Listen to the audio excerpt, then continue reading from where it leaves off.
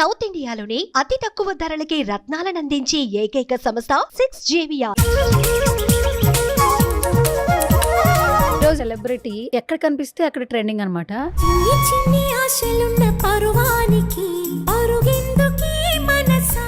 ఎక్కడ కనిపిస్తే అక్కడ సెన్సేషన్ అనమాట. అంకిత నాయుడు ఈలో ఇంకొక పర్సన్ ఉన్నారని తెలుసుకుంది 10th క్లాస్ లో, రైట్? నేను 8 years ఉన్నప్పుడే నాకు తెలుసు. సో ఎక్కడికైనా వెళ్ళినప్పుడు నన్ను కొంచెం చెక్క 0.5 ఏదో ఒకటి డూ ఆర్ డై.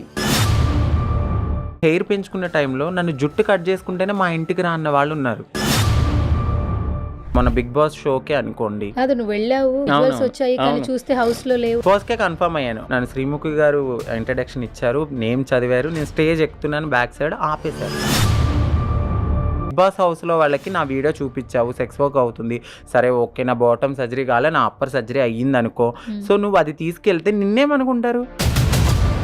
సో నేను నాకు గారని రాశాను ఫేవరెట్ అని, అక్కడి నుంచి పట్టుకున్నారు. కానీ నువ్వు 2 years బిఫోర్ కి ఇప్పటికి చాలా చేంజ్ అయిపోయావు, చాలా లీన్ అయిపోయావు. సో ఎప్పుడైతే నాకు పాస్ట్ లో మ్యారేజ్ అయిందో ఆ టైంలో దిష్టి తగిలిందో మరి ఏమో, చచ్చిపోయే స్టేజ్కి వెళ్ళి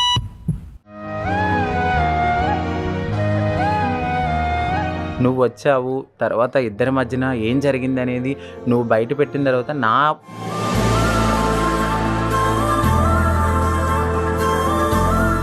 చివరికి చూస్తే మళ్ళీ జీరోకే వచ్చేస్తాం. ఈ పర్సన్స్ నమ్ముకుని మనం ముందుకు వెళ్ళిపోతే పిచ్చిగా, రేపొద్దున వాళ్ళు వదిలేస్తే మళ్ళీ నా లైఫ్ జీరోనే.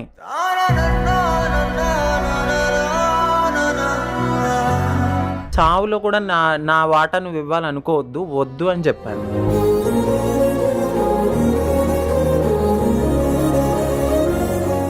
మా కమ్యూనిటీ నుంచి కూడా నన్ను ఇంత త్వరగా ఎలా ఎదిగింది అని ఒక చిన్న సర్ప్రైజ్. హాయ్, హలో, నమస్తే, this is Suvarna. Welcome to సువర్ణతో సరదాగా. సో ఈరోజు నాతో పాటు ఉన్న సెలబ్రిటీ ఎక్కడ కనిపిస్తే అక్కడ ట్రెండింగ్ అనమాట, ఎక్కడ కనిపిస్తే అక్కడ సెన్సేషన్ అనమాట. సో చాలా మట్టుకు ఏంటంటే ప్రతి ఒక్కరం ఒకళ్ళు ఇన్స్పిరేషన్గా తీసుకుంటూ ఉంటాం. అదే ఇండస్ట్రీ అనుకోండి, చిరంజీవి గారు ఇన్స్పిరేషన్ అంటుంటారు, ఎందుకంటే సెల్ఫ్ మేడ్ పర్సన్. బట్ బేసికల్గా కామన్ పీపుల్లో కూడా చాలామంది సెల్ఫ్ మేడ్ పర్సన్స్ ఉంటారు. సో నా ముందు ఉన్న సెలబ్రిటీ మాత్రం ఖచ్చితంగా సెల్ఫ్ మేడ్ అని చెప్పొచ్చు. తనకుగా ఎదిగి తనను మలుచుకుంది Ankita Naidu. So hi Ankita. I'm too good. First of all welcome to సువర్ణతో సరదాగా. Thank you so much. చాలా కాలం తర్వాత మంచి ఆపర్చునిటీ దొరికింది నాకా నీకా? మన ఇద్దరికి. చాలా సంతోషంగా ఉంది అంకిత. So I think you are the self made person. అసలు అగ్రీ చేస్తారా మీరు? 100%. ఇప్పటి వరకు నన్ను చాలా చోట్ల ఇంటర్వ్యూ ఇచ్చాను, బట్ మీ అంత మంచిగా ఓకే అనిపించేంత నాకు అనిపించలేదు. బట్ మీరంటే నాకు చాలా ఇష్టం. ఎప్పటి నుంచో నేను కూడా మిమ్మల్ని చూస్తూ ఉంటాను. చాలా ఇంటర్వ్యూస్ చేసినా కూడా మీతో మాట్లాడినప్పుడు ఆ బాండింగ్ అనేది, ఆ అటాచ్మెంట్ అనేది కొంచెం క్లోజ్గా అనిపిస్తుంది. అందుకని మీతో ఈ ఇంటర్వ్యూకి నేను రావడం జరిగింది. Thank you so much. So నాకు కూడా ఒక మంచి మెమరీగా ఉండాలి కాబట్టి నేను ఇంటర్వ్యూకి పిలిచేశాను. చాలా ఇంటర్వ్యూస్ ఉన్నా కూడా ఫస్ట్ ఆఫ్ ఆల్ నాయుడు నుంచి అంకిత వరకు అసలు జర్నీ అనేది నిజంగా ఒక ఇంటర్వ్యూలోనో ఒక 1 hourలోనో చెప్పే విషయం కాదు. చాలా చూసుంటావు, చాలా నేర్చుకుని ఉంటావు. ఇక్కడికి హైదరాబాద్కి వచ్చి ఎన్ని సంవత్సరాలు అవుతుంది? ఇక్కడికి వచ్చి నేను 9 years అయిపోయింది. నేను పుట్టింది పెరిగింది అంతా వెస్ట్ గోదావరి డిస్టిక్ భీమడోలు, ఏలూరు దగ్గర భీమడోలు మాది. సో అక్కడే నేను డిగ్రీ వరకు చదువుకున్నాను. సో గవర్నమెంట్ కాలేజీలోనే చదువుకున్నాను, మామూలుగా గవర్నమెంట్ స్కూల్స్లోనే చదువుకున్నాను. As usual middle class family. ఆ నాన్నగారు చిన్నప్పుడే చనిపోయారు, చిన్నప్పుడే చనిపోయారు. అమ్మ ఒక్కరే నన్ను, 2 అక్కల్ని ఇద్దరిని చూసుకున్నారు. మా అమ్మగారికి 22 years అయినప్పుడు మా నాన్నగారు చనిపోయారు అనమాట. ఆ ఏజ్లోనే మేము ముగ్గురిని మమ్మీ అలా చూసుకుంటూ ఉన్న దాంట్లో అడ్జస్ట్ అవుతూ అట్లా బ్రతికి 10th అయిపోయింది. 10th తర్వాత నా లైఫ్ అనేది స్టార్ట్ అయింది. అస్సలు స్టార్ట్ అంటే నీలో ఇంకొక పర్సన్ ఉన్నారని తెలుసుకుంది 10th క్లాస్లో, రైట్? నేను 8 years ఉన్నప్పుడే నాకు తెలుసు. ఎవరికైనా కూడా నార్మల్గా ఈ స్వభావం కలిగిన పర్సన్స్ ఎవరైనా కూడా, నేను నా సోల్ ఒకటి చెప్తుంది, నా బాడీ ఒకటి అనేది అందరికీ తెలుస్తుంది. నాకైతే 8 years అప్పుడు నాకు నేనుగా తెలుసుకున్నాను. బట్ ఎప్పుడైతే నేను క్వశ్చన్ చేసుకున్నది వచ్చి 14 yearsకి నన్ను క్వశ్చన్ చేసుకున్నాను. నేను మిర్రర్ దగ్గర నుంచుని నన్ను నేను క్వశ్చన్ చేసుకున్నప్పుడు నాకు ఆన్సర్ అనేది అక్కడ దొరికింది. అది కూడా నాకు తెలీదు, నా చుట్టుపక్కల వల్ల నాకు అర్థమైంది. సో ఎక్కడికైనా వెళ్ళినప్పుడు నన్ను కొంచెం తక్కువగా మాట్లాడడము, డిఫరెంట్గా మాట్లాడడము, చెక్క 0.5 ఇట్లాంటి మాటలు అనడము, నవ్వుతూ ఎగతాళి చేయడము, అది నేను తీసుకోలేకపోయేదాన్ని. నన్ను నేనుగా ఒక గదిలో ఉండి చాలా, అది నాకే కాదు ప్రతి ట్రాన్స్కి జరుగుతుంది. సో కొంతమంది దాన్ని ఏంటంటే ఫ్యామిలీ కోసం కొంచెం రిచ్ పర్సన్స్ ఉన్నవాళ్ళు సాక్రిఫైస్ చేస్తారు. బట్ ఎక్కువ మోర్ ఓవర్ ఫెమినిటీ ఉన్నవాళ్ళు మాత్రం డెఫినెట్లీ క్వశ్చన్ చేసుకుని ఇది నా లైఫ్ కాదు, ఏదో ఒకటి డూ ఆర్ డై. ఆ టైం అనేది మాకు చాలా క్రిటికల్గా అనిపిస్తూ ఉంటుంది. ఎందుకంటే అద్దంలో నన్ను నేను చూసుకున్నప్పుడు నా హావభావాలు అమ్మాయిలా ఉంటాయి, బట్ నా శారీరకంగా నేను ఒక అబ్బాయిలా ఉంటాను. సో నా మనసు చెప్తుంది అనమాట, నువ్వు ఇది కాదు. నన్ను గుచ్చి చెప్పినప్పుడు సో ఓకే, నేను రియలైజ్ అవుతాను నేను ఒక అమ్మాయిని అని. అక్కడ మా లైఫ్ అనేది స్టార్ట్ అవుతుంది. ఆ టైంలో చాలా స్ట్రగుల్ అవుతాము, మెంటల్లీ డిస్టర్బ్ అయిపోతాము. బయటికి వెళ్తే హావభావాలు చూసి పర్సన్స్ మమ్మల్ని డిస్క్రిమినేషన్ చేయడము, ఇవన్నీ మేము తీసుకోలేం. తోటి ఫ్రెండ్స్ కూడా ఎగతాళి చేస్తూ ఉంటారు. అది నా లైఫ్లో అయితే చాలా బాగా ఎక్కువ జరిగినాయి. చాలా అంటే చాలా. కానీ మా అమ్మకి నేను ఎప్పుడు ఒక రాజులానే కనపడేదాన్ని. ఎందుకంటే ప్రతి తల్లికి తన కొడుకేంటి కూతురేంటి రాణి రాజులేగానే చూసుకుంటారు కదా. సో మా అమ్మ కూడా నన్ను చాలా బాగా చూసుకునేవారు. వాళ్ళు ఎప్పుడు నన్ను గమనించలేదు. నా చుట్టుపక్కన వాళ్ళు నన్ను గమనించడంతో నాలో ఉన్న మార్పుల్ని నేను గమనించుకున్నాను అనమాట. అరే అసలు మార్పులు గమనించిన తర్వాత ఇప్పుడు నువ్వు చెప్తుంటే ఫ్యామిలీ స్టేటస్, మమ్మీయే మిమ్మల్ని అంతా చాలా కష్టపడి పెంచారు, ఫాదర్ లేకపోయినా కూడా. 3 పిల్లలు అంటే నార్మల్ విషయం కాదు. అది చాలా యంగ్ ఏజ్ లో చనిపోయారు నాన్న. ఆమెకి 21 అంటే చాలా చిన్న ఏజ్ లో చనిపోయారు. 22 years. ఓకే. తర్వాత నేను పైకి ఇలా కనిపిస్తున్నాను బట్ నా లోపల వేరే చేంజెస్ వస్తున్నాయి అమ్మా అని అమ్మతో ఫస్ట్ కాన్వర్జేషన్ జరిగినప్పుడు అమ్మ నీకు చెప్పిన వర్డ్స్ ఏంటి? నాన్న, నువ్వు మ్యారేజెస్ కానీ ఇలాంటి ఏమీ చేసుకోవద్దు. సో అందరూ చాలా ట్రోల్ చేస్తుంటారు, నీకు పెళ్లి సంబంధం అయినప్పుడు నువ్వు పరిగెత్తుకుంటూ వచ్చావని. అదంతా రాంగ్ అనమాట. ఇప్పుడు నేను నా లైఫ్లో ఫస్ట్ మీకే చెప్తున్నాను ఇది. సో ఏంటంటే మా మమ్మీకి చెప్పినప్పుడు చాలా బాధపడ్డారు. బట్ సొసైటీలో ఇలా ఉంటుంది నాన్న, నువ్వు మారొద్దు, నువ్వు అమ్మాయిలాగానే ఉండాలన్నా కూడా అలాగే ఉండు, కానీ చేంజ్ అవ్వద్దు, అబ్బాయిలానే ఉండు అని చాలా గట్టిగా పట్టుకుని నన్ను, మా 2 అక్కలు అక్కడే ఉన్నారు. మా ఇంట్లో మేమే ఒక 4 పిల్లర్స్ లాంటి వాళ్ళం. ఒకరికి ఏ కష్టం అనిపించినా మేము చెప్పుకుంటాం కాబట్టి నన్ను చాలా గట్టిగా హగ్ చేసుకుని, నీకే ఎందుకు ఇలాగ వచ్చింది, మనం ఏం పాపం చేసుకున్నాము, అట్లా చాలా అంటే చాలా బాధపడ్డారు మా అమ్మ వాళ్ళు కానీ అక్క వాళ్ళు కానీ. బట్ దేవుడు, నేను అన్నాను ఇది నాకు శాపం కాదు, ఎంతో పుణ్యం చేసుకుంటే నేను ఇలా పుట్టానేమో అని ఆ ఏజ్లోనే నేను చెప్పాను. 16 years అప్పుడే నేను ఇలా చెప్పాను. సో కానీ మా ఇంటి పక్కన వాళ్ళు అందరూ నవ్వుకునేవారు, మీ అబ్బాయి అలాగా, మీ అబ్బాయి ఇలాగా అన్నప్పుడు నాకు భయం వేసేది. మా అక్క వాళ్ళ పెళ్ళిళ్ళు నా వల్ల ఆగిపోతాయేమో అని చాలా ఇంట్లో బాధపడుతూనే, కానీ మా అమ్మగారికి వద్దు ఇలాగే ఉండు, మళ్ళీ రేపు నీకు జీవితం ఎక్కడుంది, నువ్వు మారిపోయిన తర్వాత ఆ లైఫ్లో నువ్వు హ్యాపీగా ఉంటావేమో, ముసలోడో లేకపోతే ఏదో ఒకటైతే ఎవరు చూసుకుంటారు, అక్క వాళ్ళకే ఫ్యామిలీస్ ఉన్నాయి, నీకెక్కడ ఫ్యామిలీ ఉంది అని నన్ను పాపం చాలా బాధపడేవారు. ఇప్పటికీ మా మమ్మీ ఇప్పుడు హ్యాపీగా ఉన్నారు, సంతోషంగా ఇప్పుడే హ్యాపీగా ఉన్నారు. జరిగిన ఈ 8 years నా జర్నీలో చాలా కష్టపడ్డాము, చాలా బాధలు పడ్డాము, నవ్వుకునేవారు, ఎగతాళి చేసేవారు. బట్ ఇప్పుడు నేను వెళ్తే చాలామంది వచ్చి ఫోటోలు దిగుతూ ఉంటారు, చాలా బాగున్నావు అంటారు. ఆ టైంలో మా అమ్మగారు కూడా బాధపడి నాకు సపోర్ట్ ఇచ్చారు. 3 ఆడపిల్లలు, వాళ్ళకి పెళ్ళిళ్ళు చేయాలి, వాళ్ళ పోషణ మీ మమ్మీదే, పైగా చుట్టుపక్కల వాళ్ళు ఏమన్నా అంటే ఇప్పుడున్నంత సోషల్ మీడియా ఇంత అర్థం చేసుకున్న తప్పట్లో లేదు అసలు. ఫస్ట్ ఇలా అనగానే ఓకే వచ్చి వీడు ఇలా డిఫరెంట్గా, ఏదైనా ఫంక్షన్స్కి వెళ్ళినా కూడా నన్ను అసలు పట్టించుకునేవారు కాదు, దూరంగా కూర్చోబెట్టేవాళ్ళు, దూరంగా మాట్లాడేవారు. అంటే చుట్టాలే ఇలా చేసినప్పుడు ఇక సొసైటీ మమ్మల్ని ఎంత దారుణంగా చూస్తుంది. ఫ్యామిలీ యాక్సెప్టెన్సీ ఉన్నా కూడా సొసైటీ అనేది కొంచెం ఎంతైనా కొద్దిగా ఆ గ్యాప్ అనేది ఉంటుంది. బట్ ఈ మా ఫ్యామిలీ యాక్సెప్ట్ చేస్తే చుట్టాలు యాక్సెప్ట్ చేసేవారు కాదు. నన్నైతే లిటరల్లీ నేను హెయిర్ పెంచుకునే టైంలో నన్ను జుట్టు కట్ చేసుకుంటేనే మా ఇంటికి రా అన్న వాళ్ళు ఉన్నారు. నా నా నడక, నా హావభావాలు చూసి మా చుట్టాలే. మా అక్క వాళ్ళ పాపను చూడడానికి వెళ్ళాలనుకున్నప్పుడు కూడా నన్ను జుట్టు కట్ చేసుకుంటేనే రావాలి నువ్వు, లేకపోతే రావద్దు అని నన్ను చాలా టార్చర్ చేసేవాళ్ళు. బట్ ఆ టైంలో మా మమ్మీ, మా సిస్టర్స్, మా తమ్ముడు మాకు, నా కొడుకు నాకు, మీకు ఇష్టం లేకపోతే మా ఎవరితో మాట్లాడొద్దు, మాతో మేము హ్యాపీగా ఉంటామని చెప్పి చాలా సపోర్ట్ చేశారు. ఆ టైంలో నాకు హ్యాపీ అనిపించింది. ఓకే, అక్కడ నేను గెలిచాను అనిపించింది. ఫస్ట్ నువ్వు కుటుంబాన్ని గెలిచావు. ఎస్, చాలా మంది కుటుంబాన్ని అవును. గెలవలేరు కూడా. ఎస్, ఎంతో కడుపును పుట్టినా కూడా చుట్టాల కోసం యాక్సెప్ట్ చేయరు. అవును. ఇంకొకటి ఏమంటారంటే సంపాదిస్తున్నారు కదా అందుకే యాక్సెప్ట్ చేస్తారు అని చాలామంది అంటూ ఉంటారు. నా దగ్గర ఏమీ లేదు, జీరో అన్నప్పుడే నా ఫ్యామిలీ నన్ను యాక్సెప్ట్ చేసింది. సో ఆ ఒక్క బలం అనేది ప్రతి ట్రాన్స్కి వాళ్ళ ఫ్యామిలీ నుంచి దొరికితే ఎవ్వరు కూడా భిక్షాటన చెయ్యరు, సెక్స్ వర్క్ చెయ్యరు, బెగ్గింగ్ చెయ్యరు, నిజంగా చెయ్యరు. ఇది ఆదరణ దొరకక మాత్రమే, ఒక అవగాహన లేక, సో ఇలాంటి సిచ్యువేషన్ని ఫేస్ చేస్తూ ఆ 14-15 ఇయర్స్లో బయటికి రావడం అనేది జరుగుతుంది. ఆ టైంలో మాకు ఎడ్యుకేషన్ ఎక్కడ ఉంటుంది? కరెక్ట్, ఉండదు.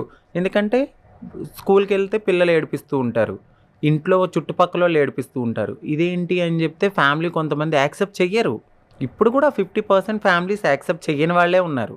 ఇంటికి వెళ్ళి తిరిగి వచ్చేసిన వాళ్ళు కూడా ఉన్నారు.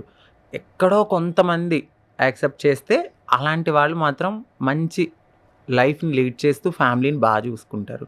సో ఫస్ట్ ఫ్యామిలీ మారాలి, ఫ్యామిలీని చూసి సొసైటీ మారుతుంది. సొసైటీ వల్ల మాకు కూడా ఒక జీవన ఆధారం అనేది ఉంటుంది, ఒక ఎడ్యుకేషన్ ఉంటుంది, మేము బ్రతకాలి, మా సెల్ఫ్ ఐడెంటిటీ మేము చూసుకోవాలి అనేది కూడా తెలుస్తుందని నేను ఫీల్ అవుతూ ఉంటాను. So first of all community అంటున్నారా? అంటే ఇప్పుడు ఈ ట్రాన్స్ కమ్యూనిటీలో చాలా మంది హెల్ప్ చేసుకుంటూ ఉంటారు. ఇప్పుడు ఫ్రెండ్స్ అనుకో, 4 ఫ్రెండ్స్ ఉంటే 2 నచ్చుతారు, 2 గొడవలు వస్తాయి.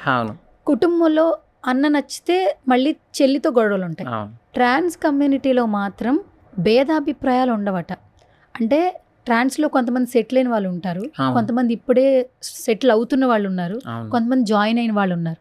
గురువులు అంటుంటారంట, వాళ్ళలోనే కుటుంబాన్ని చూసుకుంటారంట. అసలు ఏంటి, వాట్ అబౌట్ ట్రాన్స్ కమ్యూనిటీ? నాకు తెలుసుకోవాలని ఉంటుంది ఒక్కొక్కసారి. 100%. ఏంటంటే మేము ఇలా అని తెలిసినప్పుడు జీరో నాలెడ్జ్తో మేము బయటకు వచ్చేస్తాం. ఎందుకంటే సడన్గా ఫ్యామిలీ వాళ్ళు ఒక అబ్బాయి నుంచి ఒక అమ్మాయి స్టేటస్కి వెళ్తామన్నప్పుడు ఏ ఫ్యామిలీ యాక్సెప్ట్ చెయ్యరు. అలాంటి టైంలో మేము జీరో నుంచి బయటకు వచ్చినప్పుడు ఆ టైంలో మాకు షెల్టర్ ఉండదు, తినడానికి ఉండదు, ఫుడ్ ఉండదు, ఏమీ ఉండని టైంలో మాకు ఉన్నది ఒకే ఒక్క ఆప్షన్ కమ్యూనిటీ. సో వాళ్ళ చెట్టు కింద మేము పడుకుని తలదార్చుకునే టైం అని అనమాట మాకు అది. ఎందుకు అని అంటే ఏమీ ఉండదు. ఒక బాధని మేము ఎక్స్ప్రెస్ చేయాలంటే మాలాంటి ఫీలింగ్ ఉన్న వాళ్ళే మమ్మల్ని అర్థం చేసుకుంటారు. సో ఆ టైంలో ఓకే, చన్నీళ్ళకి వేడి నీళ్ళు తోడైంది అన్నట్టు మా కమ్యూనిటీ అనేది దగ్గరికి తీసుకుంటారు. అప్పుడు కూడా మమ్మల్ని వెళ్ళిపోయిన వెంటనే ఏమీ మార్చేయరు. అమ్మ మీరు ఎందుకు వచ్చారు, ఎక్కడి నుంచి వచ్చారు, మీ ఏజ్ ఎంత అన్నీ కనుక్కుంటారు. 18 ఇయర్స్ బిలో ఉంటే ఇది కరెక్ట్ టైం కాదు, ఫ్యామిలీని పిలిచి వాళ్ళకి హ్యాండ్ ఓవర్ చేయడము. ఇఫ్ ఇన్ కేస్ ఫ్యామిలీ కొంతమంది యాక్సెప్ట్ చేయకుండా వదిలేస్తారు, ఆ టైంలో వాళ్ళ దగ్గరే పెట్టుకుని గైడెన్స్ ఇచ్చి 18 దాటిన తర్వాత భిక్షాటనకి పంపిస్తారు. ఎందుకంటే మాకు అదే సోర్స్, అదే ఇన్కమ్. అవి మేము రూపాయి దాచుకుని 2 ఇయర్స్ ఆర్ 1.5 ఇయర్ మేము సొసైటీని యాక్సెప్ట్ చేయాలి. ఎందుకంటే ఇలాంటి వాళ్ళు ఏంటి, అక్కడ అదే జరుగుతుంది, బట్ ఇది ఎక్కువ అయిపోతుంది. మమ్మల్ని మేము మార్చుకునే తరుణంలో ఆ టైంలో కొంచెం బియర్డ్, ముస్టాచ్ ఇట్లాంటి అన్నీ ఉంటూ ఉంటాయి. వాటిని మేము రిమూవ్ చేసుకోవడము, ఇలా ప్రతి ఒక్క పనిలో మాకు రూపాయి కావాలి. ఆ టైంలో మేము బయటికి వెళ్ళాలి కదా. సో ఈ సొసైటీ అనేది వెటకారంగా చూడడము, ఏంటి ఇలా ఉన్నారు, మీకు ఎందుకు ఇవ్వాలి, అలాంటి క్వశ్చన్స్ వేసినప్పుడు అవన్నీ మేము తీసుకొని ముందుకెళ్తూ ప్రతి రూపాయి దాస్తే మా కమ్యూనిటీ అనేది మమ్మల్ని ఒక ఆడపిల్లలా చేసి దాని తర్వాత మాకు ఒక లైఫ్ ఇవ్వడానికి వాళ్ళు మీకంటూ ఒక ఐడెంటిటీ రావాలి కాబట్టి మీరు కష్టపడి సంపాదించుకోండి అని చెప్పి ఆ టైం వరకు వాళ్ళు మమ్మల్ని వాళ్ళ దగ్గర ఉంచుకుంటారు. ఆ టైంలో మాకు బాగా సపోర్ట్ ఇస్తారు. ఏదైనా ప్రాబ్లం వచ్చినా, మెంటల్ కండిషన్ బాగోకపోయినా, మాకు మనీ పరంగా కానీ అలాంటి ఇప్పుడు ప్రతి ఒక్కరు తెలివితేటలతో అయితే ఉండరు. కొంతమంది సంపాదించుకోగలుగుతారు, కొంతమంది సంపాదించుకోలేకుండా ఉంటారు. కాబట్టి ఆ టైంలో గైడెన్స్ అనమాట. గురువులు అంటే వెళ్ళగానే మమ్మల్ని ఒక రీతి వేస్తారనమాట. వేసి ఒకరికి అడాప్ట్ చేస్తారు. మాకు ఆవిడ అత్తయ్య అవుతారు. యాహ్! ఆవిడే మాకు గురువు. అచ్చా! సో, మాకు రేపు సర్జరీ అయినా, మాకు మంచి అయినా, చెడైనా, రేపొద్దున్న మా గురువులు అనేవాళ్ళు కాలం చెల్లితే, ఇప్పుడు భర్త చనిపోతే భార్య ఎలా అయితే వైట్ శారీ కట్టుకుంటారో, ఆ ఇంట్లో పెద్ద కోడలు ఎవరైతే ఉన్నారో ఆవిడ వైట్ శారీ కట్టుకుంటారు. ఓహ్! లేదా మేమంతా ఎంతమంది ఉన్నామో అంతమంది కట్టుకుంటామంటే అంతమంది కూడా కట్టుకోవాలి. ఆయన మాకు భర్తతో సమానం. మా అత్తయ్య మాకు భర్త. అంటే ఇక్కడ మెంటల్ రిలేషన్‌షిప్పే ఉంటది. హ్మ్. అంతే తప్ప ఫిజికల్‌గా మా గురువు మాకు ఒక తల్లితో సమానం. ఓకే. వాళ్ళు మమ్మల్ని ప్రతి సర్జరీకి గానీ, లేకపోతే మా లైఫ్‌లో ఏదున్నా మంచి, చెడు అంతా వాళ్ళే మా వాళ్ళ గైడెన్స్‌లో మేము ఉంటామనమాట.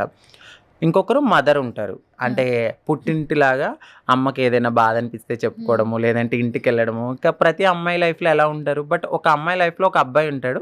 మా లైఫ్‌లో మా అత్తయ్య ఉంటారు. ఓకే. యాహ్! అందుకే ఈ ఫెస్టివల్స్ అప్పుడు కూడా వాళ్ళతోనే మీరు అన్ని ఆ! ఈ తాళ్ళు కట్టించుకుంటూ ఉంటారు. yes. కాళ్ళు మొక్కుతూ బ్లెస్సింగ్స్ అవును. తీసుకుంటూ ఉంటారు. సర్జరీ అయిన తర్వాత ఎవ్రీ ఇయర్ మేము తిరుగు పూజని చేసుకుంటాం అనమాట.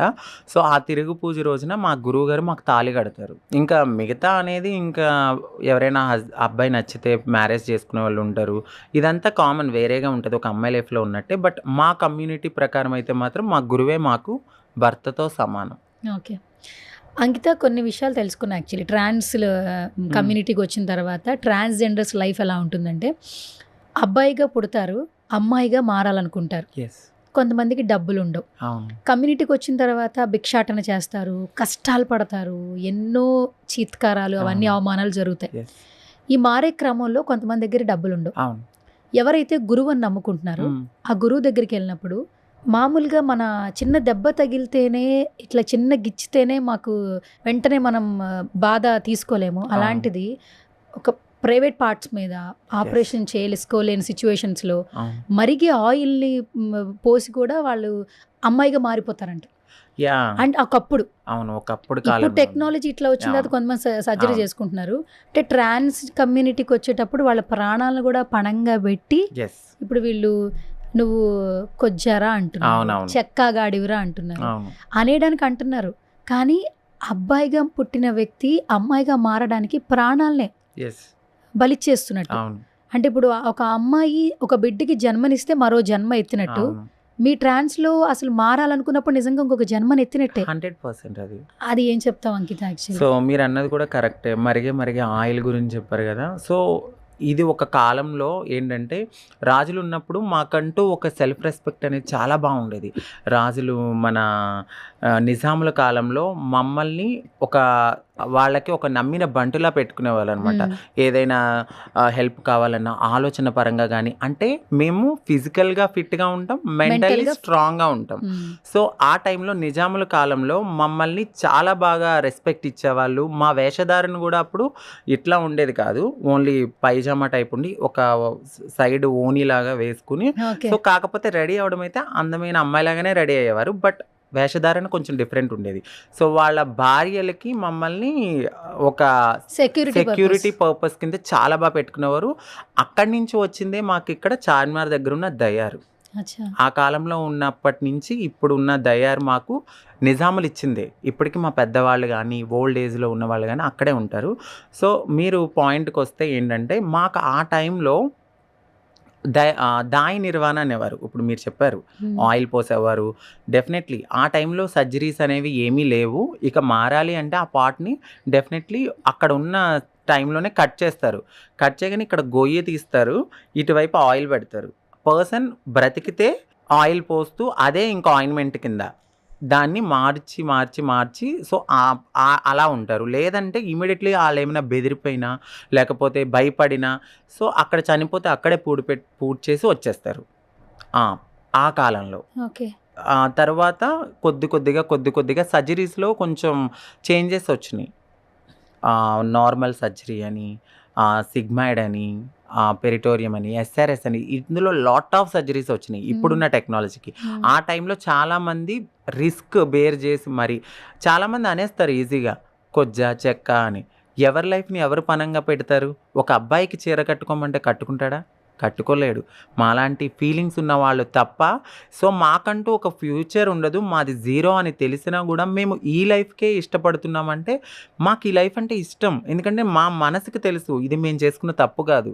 జీన్స్ లోపమే కానీ లేకపోతే దేవుడు పెట్టిన పరీక్షలో కానీ మేము ఎక్కడో చేసుకున్నామేమో మంచో చెడో మేము ఇలాగే బ్రతకాలనుకోవడం చాలా హ్యాపీ. ఎంతోమంది ఇప్పుడు మరి మ్యారేజ్ చేసుకుంటున్నారు అబ్బాయిలు, ఆ అమ్మాయిని సరిగ్గా చూసుకుంటున్నారా? వాళ్ళ లైఫ్ మళ్ళీ పోవట్లేదా? ఒక అమ్మాయి లైఫ్ని నాశనం చేయడం కన్నా నేను ఒక అమ్మాయిలాగా ఫీల్ అవుతున్నాను. సో నా లైఫ్ని నేనే హ్యాపీగా చేసుకుంటాను. అంతేగాని ఒక అమ్మాయికి ఏ ఫీలింగ్స్ లేని మమ్మల్ని తీసుకెళ్ళి కట్టబెట్టేసి సొసైటీ ఏదో అనుకుంటుందని మేము వాళ్ళ లైఫ్ని మేము పాడు చేయట్లేదు. సో ఒక రకంగా ఒక అబ్బాయి కొంతమంది అబ్బాయిలతో పోల్చుకుంటే మేము చాలా హ్యాపీ. అది నేను ఫీల్ అవుతాను చాలా. ఎందుకంటే మేము ఒక అమ్మాయిలా ఫీల్ అవుతున్నాం కాబట్టి ఈ ఆపోజిట్ అమ్మాయి మాకు ఒక అక్కో చెల్లో ఆ ఫీలింగే మాకు ఉంటుంది. అందుకని మేము మా ప్రాణాన్ని పలంగా పెట్టి మేము సర్జరీస్ చేయించుకుంటాం. అందువల్ల మేము ఒక అమ్మాయిలాగా ఉండాలనుకుంటాము. ఒక అమ్మాయితో కూర్చుని మాట్లాడుకున్నప్పుడు అక్క చెల్లి అనుకుంటూ ముచ్చట్లు పెట్టుకుంటాం అలా అనమాట. ఫస్ట్ ఈ సర్జరీస్ ఇదంతా ఓకేరా? చాలా మట్టుకు ఏంటంటే సర్జరీస్కి చాలా లక్షల్లో అవుతుంది అంటుంటారు. ఈ సర్జరీ సెషన్కి వెళ్ళేటప్పుడు ఈ అమౌంట్ అంతా మీరు భిక్షాటన చేస్తారు, కొంతమంది నెక్స్ట్ సెక్స్ వర్క్ చేస్తుంటారు. స్టార్టింగ్ ప్రైస్ ఎక్కడి నుంచి ఎక్కడి వరకు ఉంటుంది అసలు నార్మల్ సర్జరీస్కి, హై రేంజ్ సర్జరీస్కి? ఎందుకంటే మన ఇంటర్వ్యూ ట్రాన్స్ కమ్యూనిటీలో ఎవరైనా చూసినా కూడా అప్రోచ్ అవ్వాలంటే ఏంటి అనే, అంతే తప్పితే వేరే ఏం కాదు. సో నార్మల్గా ఒకప్పుడు సర్జరీస్ అయితే 1 lakh అలా ఉండేది నార్మల్ సర్జరీ. ఇప్పుడు మినిమం 2.5 పెడితేనే నార్మల్ సర్జరీ అవుతుంది. హై కాస్ట్ వచ్చి 10 lakhs. 10 lakhs fully female surgery. Fully female surgery అంటే ఇంకా ఫుల్లీ ఫీమేల్ అనమాట. సో ఒక వైఫ్ అండ్ హస్బెండ్స్ ఎట్లనో సేమ్, కాకపోతే పిల్లలు అనే వాళ్ళు ఉండరు. సో దేవుడు మాకు ఇవ్వంది గర్భసంచి, అది లేనప్పుడు పిల్లలు ఎలా పుడతారు? అది ఒప్పుకోవాలి మేము. సో అలాంటి సర్జరీస్ కూడా ఉన్నాయి మాకు. సో 10 to ఇంటికి వచ్చి మేము రెస్ట్ తీసుకునే అంతా 12 lakhs అవుతుంది 100%. 12 lakhs అవుతుంది. ఇప్పుడు ఈ నార్మల్ సర్జరీకి అడ్వాన్స్డ్ సర్జరీకి డిఫరెన్సియేషన్ ఏంటి అసలు? నార్మల్ సర్జరీస్ వచ్చి అంటే అది కూడా ఏంటంటే ఫీమేల్ లానే ఉంటుంది, బట్ వాళ్ళు సెక్సువల్గా అంత ఉండదన్నమాట. బట్ వాళ్ళకున్న తరుణంలో అలా ఉండేవారు ఆ కాలంలో. బట్ ఇప్పుడున్న అడ్వాన్స్ టెక్నాలజీలో ఇప్పుడు అందరూ ఫుల్లీ ఫీమేల్ సర్జరీస్లోనే ఉన్నారు. ఎందుకంటే ప్రతి రూపాయిని దాచుకోవడము, లేకపోతే ఇప్పుడు గోల్డ్, అప్పట్లో చిన్న చిన్న గోల్డ్ కొనుక్కున్న వాళ్ళు ఉంటారు, దాన్ని అమ్మేసైనా కూడా నేను అమ్మాయిలా ఉండాలి, సో నేను నా పార్ట్నర్ నేను హ్యాపీగా ఉండాలి అన్న ఫీలింగ్స్తో అందరూ ఇప్పుడు అడ్వాన్స్ టెక్నాలజీ చేయించుకుంటున్నారు. దీనికోసం వాళ్ళకున్న గోల్డో లేకపోతే ఇంకేదో తాకట్లు పెట్టి చేసుకున్న వాళ్ళు కూడా ఉన్నారు. అంత పిచ్చి మాకు ఒక అమ్మాయిలాగా ఉండాలి. అమ్మాయిలు కూడా అంత అందంగా ఉండడానికి టైం ఇవ్వరేమో. యాక్చువల్లీ నువ్వు నిన్నే ఎగ్జాంపుల్. యాక్చువల్లీ రాగానే అడిగాను మేకప్ వేసుకోలేదు కదా అని. లేదు, బేసికల్ గా నా స్కిన్ ఇలా ఉంటుంది అంటే లైవ్ లో చూస్తున్న వాళ్ళకి తెలుస్తోంది. అసలు నువ్వు మేకప్ వేసుకోలేదు, చాలా అట్రాక్టివ్ గా ఉన్నావు. ఇది ఎట్లా అంటే ఫస్ట్ నుంచి నీ స్కిన్ టోన్ అంతేనా? అవును, చాలా మంది ఏమనేవారు అంటే బాయ్ గా ఉన్నప్పుడు ఏంటంటే కొంచెం చేంజెస్ వేరే ఉంటాయి. సో నేను ఫీమేల్గా ఉన్నప్పుడు నేను అమ్మాయిగా ఉండాలి అన్న ఫీలింగ్తో నేను నా బ్యూటీ టిప్స్ నేనే ఇంట్లో రెమెడీస్ చేసుకోవడము, నా స్కిన్ మీద నేనే ఎక్కువ కేర్ తీసుకోవడం. అంటే సీ ఫుడ్ ఎక్కువ తింటాను, సిట్రిక్స్ ఎక్కువ తీసుకుంటాను, అలాగే లిక్విడ్స్ ఎక్కువ తీసుకుంటాను. అట్లనే ఉసిరికాయ, అల్లం, వెల్లుల్లి ఇవన్నీ కలిపిన ఒక రెమెడీ అనేది నా యూట్యూబ్లో వస్తుంది. ఆ వీడియోలో చూపిస్తే, ఎందుకంటే చాలా మంది నన్ను అడిగేది ఇదే, అక్క మీ స్కిన్ ఈవెన్ ఇలాంటివే నేను ఎక్కువ తీసుకుంటూ ఉంటాను. అంటే కొంచెం రైస్ ఒకప్పుడు బాగా తినేదాన్ని, నాకు అనిపించింది ఎందుకు నేను ఇలా అయిపోతున్నాను, సో నేను కూడా అందంగా ఉండాలనుకుంటాను అన్న ఫీలింగ్తో స్కిన్ ఎప్పుడు ఒకేలా ఉండేది. బట్ ఆ ట్రాన్స్పరెంట్ అంటారు కదా, సో నన్ను నేనుగా మార్చుకుని ఇట్లా ఉన్నాను. కానీ నువ్వు 2 years బిఫోర్ కి ఇప్పటికి చాలా చేంజ్ అయిపోయావు, చాలా లీన్ అయిపోయావు. అప్పుడు కొంచెం బొద్దుగా ఉంటుండే, నీ హైట్ కి ఉంటుండే, బట్ ఇప్పుడు చాలా లీన్ అయిపోయావు. అంటే బికాస్ ఆఫ్ కొన్ని దీని వల్ల, లేదా నీకు నువ్వు నేను ఇలా ఉండాలని నువ్వు అనుకున్నావు? అంటే ఆ టైంలో చాలా మందికి తెలుసు నేను ఒక ఓపెన్ బుక్. సో ఎప్పుడైతే నాకు పాస్ట్లో మ్యారేజ్ అయిందో ఆ టైంలో నేను ఎమోషనల్ అనేది అంటే బాగానే ఉండే. సో దిష్టి తగిలిందో మరి ఏమో, ఆ టైంలో నేను బ్రేకప్ అయిపోయిన తర్వాత చాలామంది నేను డిప్రెషన్లోకి వెళ్ళిపోతాను అనుకున్నారు. సో నేనే కాదు, మా కమ్యూనిటీలో చాలామంది అలాగే డిప్రెషన్లోకి వెళ్ళిపోయి వాళ్ళు ఏదో నాకేదో అయిపోయిందని చచ్చిపోయే స్టేజ్కి వెళ్ళిపోయిన వాళ్ళు కూడా ఉన్నారు, చచ్చిపోయిన వాళ్ళు కూడా ఉన్నారు. సో నేనేమనుకున్నానంటే ఒకసారి ఆలోచించుకున్నాను, నేను నా కోసం మారాను, నేను ఆనందంగా ఉండడానికి మారాను. సో నా ఫ్యామిలీని నేను చచ్చిపోతే ఎవరు చూసుకోరు. నా లైఫే కాదు, వేరే లైఫ్లో అమ్మాయిల లైఫ్, మా ట్రాన్స్ లైఫ్లోకి ఎవరు వచ్చినా కూడా మేము చచ్చిపోతే వాళ్ళు వేరే వాళ్ళని పెళ్ళిళ్ళు చేసుకుంటారు, హాయిగా ఉంటారు, వాళ్ళ ఫ్యామిలీతో సంతోషంగా ఉంటారు. బట్ మేమే మా ఫ్యామిలీకి లీడ్ అన్నప్పుడు మేము చనిపోతే ఎట్లా అనేది నేను చాలా క్వశ్చన్స్ వేసుకున్నాను ఒక గదిలో ఉండి. ఎందుకంటే ఆ సిచ్యువేషన్ నేను ఫేస్ చేసిన సిచ్యువేషన్ ఎంత నన్ను అప్రిషియేట్ చేశారో అంతే తిట్లు నాకు వస్తాయి. అది నేను తీసుకోవాల్సిన సిచ్యువేషన్. ఒక్కసారి నేను ఎంత స్ట్రాంగ్గా ఉండాలి అనేది నేను తీసుకుని, ఇది కాదు లైఫ్, ఏదో జరిగింది, గుడ్ ఆర్ బ్యాడ్ ఏదైనా కానీ ఎవరు ఎక్కడున్నా హ్యాపీగా ఉండాలి. వాళ్ళు ఏం చేశారనేది వాళ్ళకి తెలుసు, నేనేంటి అనేది నాకు తెలుసు. ఒకానొక సిచ్యువేషన్లో నెగిటివిటీ నాకు స్ప్రెడ్ అవ్వడానికి కారణమైన ఆ పర్సన్ చెప్పడం బట్టి నేను బయటకు వచ్చి మాట్లాడాను, లేకపోతే నేను మాట్లాడేదని కాదు. నువ్వు లేకుండానే నేను ఒక స్టేజ్కి వెళ్ళిన సో మళ్ళీ నేను ఆ కింద స్థాయికి నేను రాలేను నీ కోసం నేను ఎగబడి. సో నా లైఫ్ నేను చూసుకున్నాను, నేను హ్యాపీగా ఉన్నాను. నువ్వు వచ్చావు, తర్వాత ఇద్దరి మధ్యన ఏం జరిగింది అనేది నువ్వు బయట పెట్టిన తర్వాత నా యూట్యూబ్లో నేను చెప్పాను. సో అందరికీ తెలుసు నేను ఆ పర్సన్ వల్ల ఇలా అయ్యాను, ఇలా ఉన్నాను, ఇలా చేశాను అని. సో ఈ డిస్టర్బెన్స్ నేను చాలా స్ట్రాంగ్గా తీసుకున్నాను. అందం అనేది మన లైఫ్లో చాలామంది చెప్తారు మనసు చూసి ఇష్టపడ్డా అని, లేదురా, వెరీ రాంగ్. ఒక పర్సన్ మన ముందుకు వచ్చినప్పుడు మన అందాన్ని చూసే, దాని తర్వాత జర్నీలో వాళ్ళ కలిస్తే అప్పుడు, లేదా అది అక్కడితో ఆగిపోతుంది. ఫస్ట్ మనిషికి ఫిజికల్ అపీరియన్స్ చాలా ఇంపార్టెంట్. నేను అది గమనించాను. నేనేంటంటే ఒక హౌస్ వైఫ్ అయిపోయాను, నాకేంటి నేను అందంగా ఉన్నా లేకపోయినా నా భర్తకి నచ్చితే చాలు అనుకున్నాను. బట్ నా భర్తే కాదు, కొంతమంది భర్తల బుద్ధి బయట వేరేగా ఉంటుందని అది మనకు తెలీదు. ఆపోజిట్గా తర్వాత తెలిసిన తర్వాత నేను రియలైజ్ అయ్యాను, బ్రేకప్ అయిపోయింది. కొంచెం హ్యాపీగా ఆలోచించుకున్నాను అనమాట. అంటే హ్యాపీగానే ఆలోచించుకున్నా, బాధగా కాదు, హ్యాపీగానే ఆలోచించుకున్నా. ఇలా కాదు, ఇది నా లైఫ్, ఇది నా లైఫ్ అని. సో తర్వాత నేను జాలిన్ సర్జరీ చేయించుకున్నాను. అవును, అది చాలా డిఫికల్ట్. ఎలా చేసావు? చాలా పెయిన్ అసలు, చాలా. అంటే ఫుడ్ నాకు 2 months లేదు, 2 months నేను తినలేను. ఎందుకంటే ఇక్కడున్న దవడలు కట్ చేస్తే ఇక్కడి నుంచి ఇక్కడికి నా దవడలు కొంచెం పెద్దగా ఉండే అప్పుడు. సో అంటే ఆ మేల్ బోన్స్ని కట్ చేయించుకోవడానికి చాలా కష్టపడ్డాను. అంటే చాలా ప్రాబ్లం అని కూడా చెప్పారు నాకు డాక్టరు, చెప్పారు. బట్ లేదు, నేను మారాలి, నేను అందంగా మలుచుకోవాలి సార్ అని చెప్తే ఆయన చాలా సపోర్ట్ చేశారు. డాక్టర్ గారు కూడా అందరికీ తెలుసు, పెర్సోనిక్ అని మన మణికొండలో ఉంటుంది, చాలా మంచి డాక్టరు. ఆయన నన్ను బాగా మోటివేట్ చేసి బాగా చేశారు సర్జరీ. దాని తర్వాత నేనుగా సెల్ఫ్ కాన్ఫిడెన్స్ వచ్చింది, నేను బ్రతకగలను, నేను హ్యాపీగా ఉండగలను. సో నన్ను చాలామంది అన్నారు, నీ ప్లేస్లో మేము ఉంటే చచ్చిపోయే వాళ్ళమని. ఎందుకు చచ్చిపోవాలి? వాడి కోసం మనం మారామా? కాదు కదా, మన కోసం మనం మారాం, మన ఫ్యామిలీని బాగా చూసుకోవడానికి మారాం. ఏదర్ తప్పో రైటో మనం ఇప్పుడు 100 మంది ఒకే రూట్లో వెళ్తే 99 మంది తప్పు అయి ఉండొచ్చు, మనం రైట్ అయి ఉండొచ్చు. సో వాళ్ళు వచ్చి మనం ఎలిగేషన్ చేస్తే మనం ప్రూవ్ చేసుకోవాలి. అంతేగాని లేదు నేను రాంగ్ రూట్లో వెళ్తున్నా కదా అని వాళ్ళతో వెళ్ళిపోతే వాళ్ళకి తేడా ఉండదు. సో నేను ఆ ఒక్క ఎజెండాతో ముందుకెళ్ళాను. సో ఎవరైతే నన్ను నెగిటివిటీగా ప్రూవ్ చేయాలనుకున్నారో, సో నేను అప్పుడు పబ్లిక్కి వచ్చాను. సో ఆ టైంలోనే నాకు జాలిన్ అయింది. అప్పటి వరకు నేను ఏ విషయాన్ని బయట పెట్టలేదు.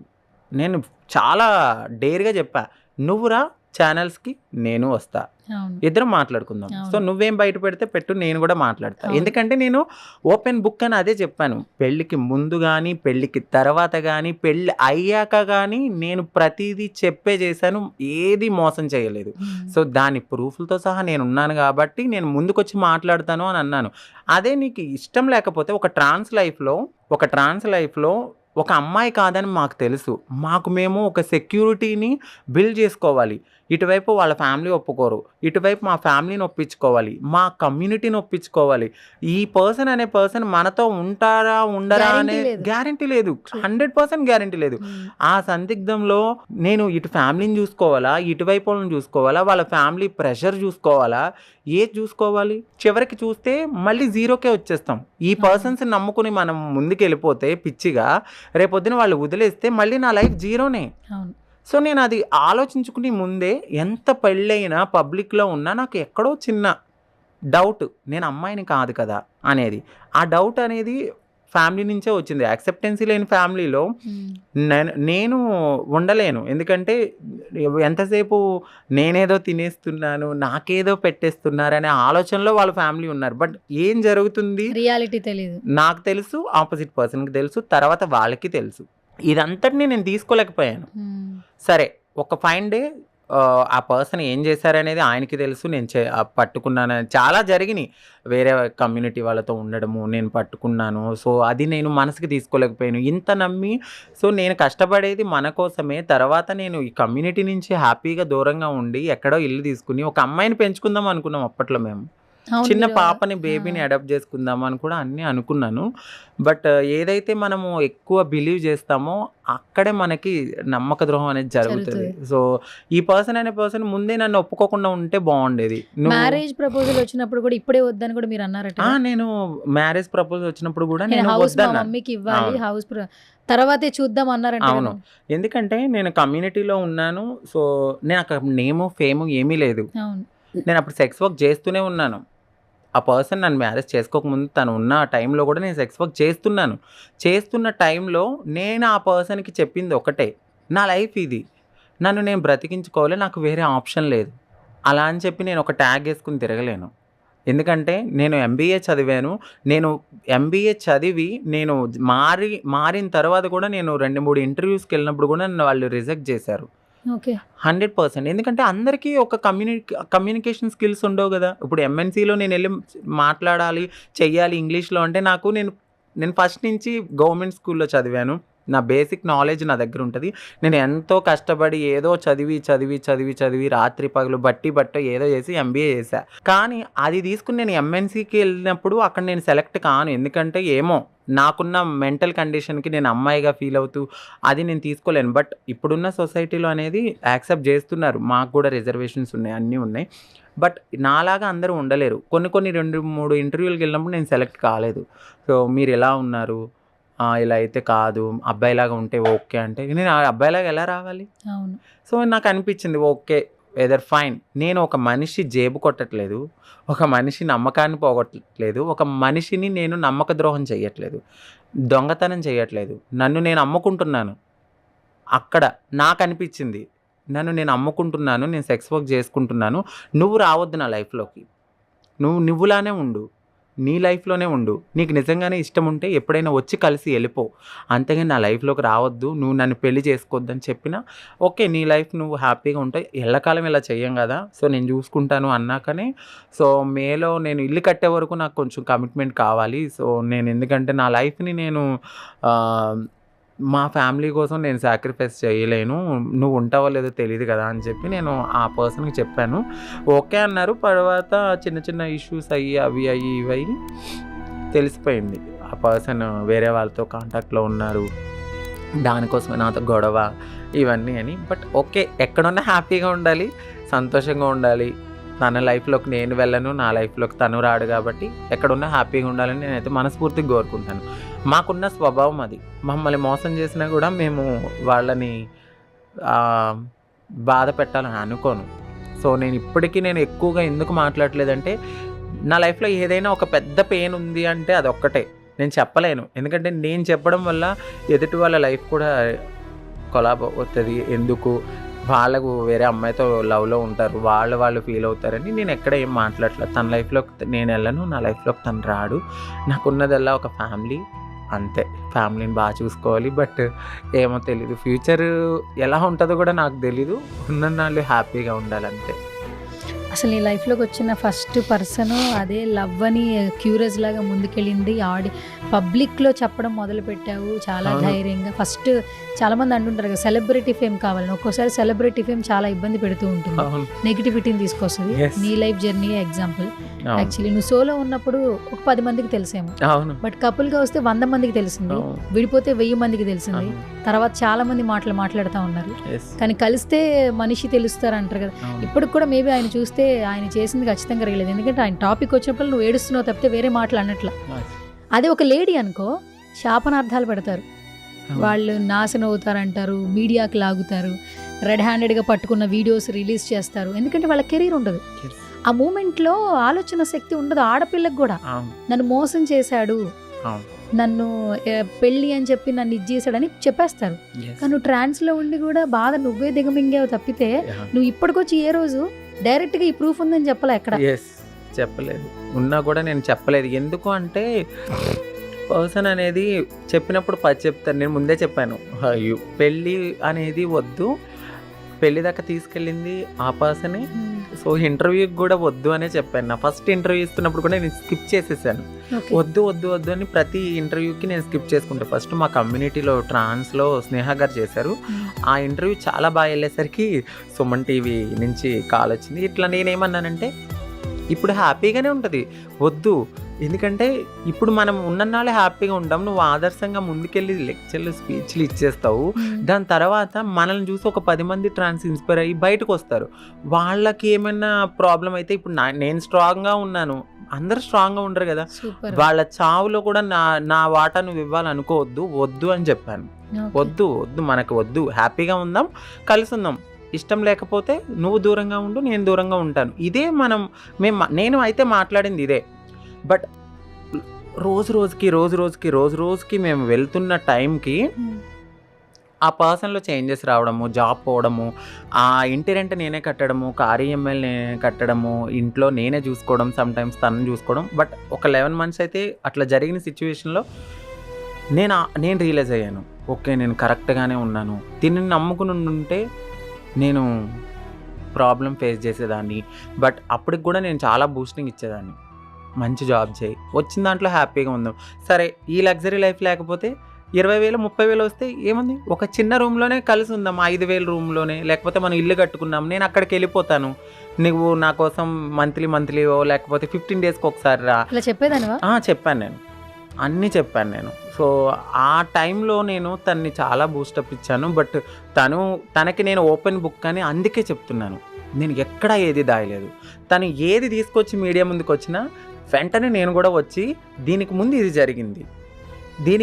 జరిగింది నేను చెప్పుకోగలను. ఎందుకంటే ఒక పర్సన్ని నేను ఇష్టపడి బయటకు వచ్చాను, ఇంత పబ్లిసిటీ అయిపోయాను, అంతా తెలిసిపోయింది. అది నాకు పాజిటివ్గాను హ్యాపీనెస్ ఇచ్చింది, నెగిటివ్గాను సాడ్నెస్ ఇచ్చింది. బట్ నేను రెండూ కూడా తీసుకుంటాను. ఎందుకంటే నువ్వు సోషల్ మీడియాలకు రాకముందే నువ్వు ఆలోచించుకోవాలి. నువ్వు స్ట్రాంగ్ ఉంటేనే రా, లేకపోతే రావద్దు. 10 రాళ్ళు ఇసురుతారు ఖచ్చితంగా, 9 తప్పించుకుంటే ఎక్కడో ఒకటి తగులుతుంది. సో ఆ నొప్పిని మనం తీసుకోవాలి. నేను అది తీసుకుని ముందుకెళ్తున్నాను, వెళ్ళాను. దాని తర్వాత ఓకే క్లోజ్ అయిపోయింది. దాని తర్వాత మా కమ్యూనిటీ నుంచి కూడా నన్ను ఇంత త్వరగా ఎలా ఎదిగింది అని, అరే భయ్ నా కష్టం ఇది, నాకేమి ఇష్టంతోనో లేకపోతే ఒళ్ళు బలిసో 10 మంది పక్కన నలగాలి అని నేను ఏ రోజు అనుకోలేదు. నా పాస్ట్లో ఎవరికి అనిపిస్తుందండి ఒకటి పక్కన పడుకోవాలని? మాకు కూడా లైఫ్ ఉండాలి కదా, మేము కూడా మనుషులమే కదా, మేము సెల్ఫ్గా బ్రతకాలనుకుంటాం కదా. నేను వెళ్ళి దౌర్జన్యంగా లేకపోతే 10,000 ఇచ్చే దగ్గర 50,000 తీసుకుని మోసం చేశానా? చాలామంది మరి కమ్యూనిటీలో కొంతమంది వెళ్ళి మరి దౌర్జన్యంగా తీసుకుంటున్నారు, మరి మరి వాళ్ళ గురించి ఏ రోజు మరి అక్కడ కమ్యూనిటీ పరువు పోవట్లేదా? మీరు వేరే వాళ్ళ దగ్గరికి వెళ్ళి నా మెసేజ్లు చూపించి దీనివల్ల మా కమ్యూనిటీ యొక్క విలువలు, నైతిక విలువలు పోతున్నాయని మాట్లాడిన యాక్టివిస్టులు ఎవరైతే ఉన్నారో, మరి అదే కమ్యూనిటీ మరి చాలా చోట్ల ఓపెనింగ్స్ దగ్గర మరి కొన్ని జరుగుతూ ఉన్నాయి. మరి వాటి గురించి ఎందుకు మాట్లాడరు? మరి నేనేం చేశాను? ఓకే నన్ను నేను అమ్ముకుని ఎదుటి వాళ్ళకి మా వల్ల కూడా కొంతమంది చిన్న రేపులు కానీ లేకపోతే మర్డర్లు లేకపోతే ఆగిపోయాయి చాలా వరకు. మీరు ఓపెన్ అప్ అయిపోయారు. ఎస్, అంటే వాళ్ళ లైఫ్ అనేది మీ లైఫ్ ఏంటనేది అందరికీ తెలిసేలాగా చేశారు కాబట్టి ఎవరైనా ఒక అటాక్ చేయాలన్నా కూడా భయపడతారు. ఇంతకు ముందు చూస్తే చాలా మట్టుకి ట్రాన్స్జెండర్స్ రైల్వే స్టేషన్స్లో, బస్ స్టాప్స్లో ఎక్కడ పడితే అక్కడ ఏ పడితే అఘాత్యాలు చేస్తే వాళ్ళు చనిపోయిన సిచ్యువేషన్స్ ఉన్నాయంట. అంటే ఆ శవాలు కూడా బయట తీసుకొచ్చినా కూడా పోలీసులు పట్టించుకోలేదంట. కానీ ఇప్పుడు ట్రాన్స్ బయటకు వెళ్తుంటే ఆ క్యూరియస్ ఉండింది, అది ఖచ్చితంగా కొంతమంది అటెన్షన్ క్రియేట్ చేశారు. ట్రాన్స్ కమ్యూనిటీని ఇప్పుడు ఇంటర్వ్యూలు చేస్తున్నారు, సెలబ్రిటీలా చూస్తున్నారు. ఇంతకు ముందు ఉన్నంత చీప్గా అయితే చూడలేదు. ఇప్పుడు అంత లేదండి, చాలా వరకు చాలా అంటే మారింది. బట్ ఈ మారిన తరుణంలో మాకే కొంతమంది అందరూ కాదు, కొంతమంది అది డైజెస్ట్ చేసుకోలేరు. ఇప్పుడు నేను వచ్చి 8 ఇయర్స్ అయింది, ఇప్పుడు 20 ఇయర్స్ నుంచి కూడా ఉండేవాళ్ళు ఉంటారు. అదేంటి ఈ అమ్మాయి ఇంత త్వరగా వచ్చి ఏంటి ఉంటుంది. ఇంత త్వరగా ఏంటి అసలు అనేది. ఓకే, ఈ పాస్ట్లో ఇప్పుడు నేను చేయకపోవచ్చు, పాస్ట్లో అందరూ చేసిన వచ్చిన వాళ్ళే. ప్రతి ఒక్కరికి ఒక గతం ఉంటుంది, ఆ గతాన్ని మర్చిపోతున్నారు. సో నేను మర్చిపోలేదు కాబట్టి నేను ఇక్కడ కూర్చుని ఇంత ధైర్యంగా మాట్లాడుతున్నాను. ఎందుకంటే ఈరోజు నువ్వు నా మీద రాయేసావు, ఆ రాయి నాకు తగిలింది కాబట్టి నేను ఇంత పెయిన్తో మాట్లాడుతున్నాను. నా కమ్యూనిటీ నాకు సపోర్ట్ ఉంది 100%. ఎందుకంటే ఎవరు కూడా ఒకరి కింద నలిగిపోవాలనో లేకపోతే ఒకరి కింద చెయ్యి చాచాలనో ఏ కమ్యూనిటీ అనుకోరు. ఒక ప్లాట్ఫామ్ దొరకక, అదే నువ్వు ఒక ప్లాట్ఫామ్ ఇచ్చి చూడు, 100% మమ్మల్ని మేము ప్రూవ్ చేసుకుంటాం. సో ఆ ప్లాట్ఫామ్ వచ్చే తరుణంలో కూడా కొంతమంది కమ్యూనిటీ వాళ్ళు వెనక్కి లాగేసే వాళ్ళు ఉంటారు. మరి ఇంకా ఎక్కడ నువ్వు కమ్యూనిటీకి ఏం చేస్తున్నావు, యాక్టివిస్ట్ అని చెప్తారు కొంతమంది. మీరు మా కమ్యూనిటీకి మేము ఎంత సపోర్ట్ చేస్తున్నామంటారు. సరే, ఈ ఈ పాప వెళ్ళడం వల్ల ఇంకొంతమందికి హెల్ప్ అవుతుందని ఆలోచించాలి. అలా ఆలోచించకుండా వెనక్కి లాగేయడం అనేది నాకు నచ్చలేదు. ఓకే. మన బిగ్ బాస్ షోకే అనుకోండి, నేనే ఉన్నాను. అది నువ్వు వెళ్ళావు, విజువల్స్ అవును, వచ్చాయి, కానీ అవును. చూస్తే హౌస్ లో లేవు. ఏంటి అసలు ఏం జరిగింది? సో ఇది నేను కంపల్సరీ మాట్లాడాల్సిన విషయం. నేను బాగానే నా లైఫ్లో అన్నీ చూశాను. ఎవరైతే ఇప్పుడు నా మీద ఎలిగేషన్ వేశారో ఆ యాక్టివిస్టు, సో ఆ యాక్టివిస్టే నన్ను చాలా బాగా సపోర్ట్ చేశారు. ఇంత బాగా, ఇంత చిన్న ఏజ్లో ఇంత పైకి ఎలా వచ్చావు, అసలు మేము హ్యాపీగా ఫీల్ అవుతున్నాం, నువ్వు ఒక ఇన్స్పిరేషన్ అన్నవాళ్ళు. ఈరోజు మా కమ్యూనిటీ పరువు పోయేలాగా ఉంది, తనని తీసుకోవద్దని నువ్వు ఎంత పెద్ద స్టేట్మెంట్ ఇచ్చావో, సో ఆ స్టేట్మెంట్కి ముందు నువ్వు నన్ను ఎంత పొగిడావో ఆలోచించు. ఇక్కడే నీకు 2 షేడ్స్ ఉన్నాయి. నువ్వు సెలెక్ట్ అయ్యో, నేను సెలెక్ట్ అయ్యాను. నువ్వు నేనే కాదు, చాలామంది సెలెక్ట్ అయ్యారు అక్కడ కమ్యూనిటీ నుంచి. ఒక నలుగురులో లాస్ట్లో నేనే వచ్చాను. నేను వెళ్తున్నానని నీకు తెలుసు, నేను కూడా చెప్పలేదు, బట్ అక్కడున్న వాళ్ళే చెప్పారంట. కొన్ని రూల్స్ ఉంటాయి అందులో, చెప్పకూడదు అది అని. సో నేను కూడా ఎక్కడ ఏం మాట్లాడలేదు. అప్రోచ్ అవ్వగానే ఓకే అన్నాను, హ్యాపీగా అన్నీ అయినాయి. వెళ్ళాను గ్రూప్ డిస్కషన్కి, అంతా సెలెక్ట్ అయింది. ఆపోజిట్ వాళ్ళు అక్కడ దాకా వచ్చి ఆగిపోయారు, నన్ను తీసుకున్నారు. నేను అగ్ని పరీక్ష, నేను బిగ్ బాస్కే కన్ఫర్మ్ అయ్యాను, హౌస్కే కన్ఫర్మ్ అయిన దాన్ని. సో అగ్ని పరీక్ష షో ద్వారా సో కమ్యూనిటీ నుంచి కూడా రిప్రజెంట్ చేస్తూ ముందుకు వెళ్ళాలి కాబట్టి అక్కడ నన్ను పార్టిసిపేట్ చేయమన్నారు. సో నేను కూడా లోపలికి వెళ్ళాను. నన్ను శ్రీముఖి గారు ఇంట్రడక్షన్ ఇచ్చారు, నేమ్ చదివారు. నేను స్టేజ్ ఎక్కుతున్నాను, బ్యాక్ సైడ్ ఆపేశారు.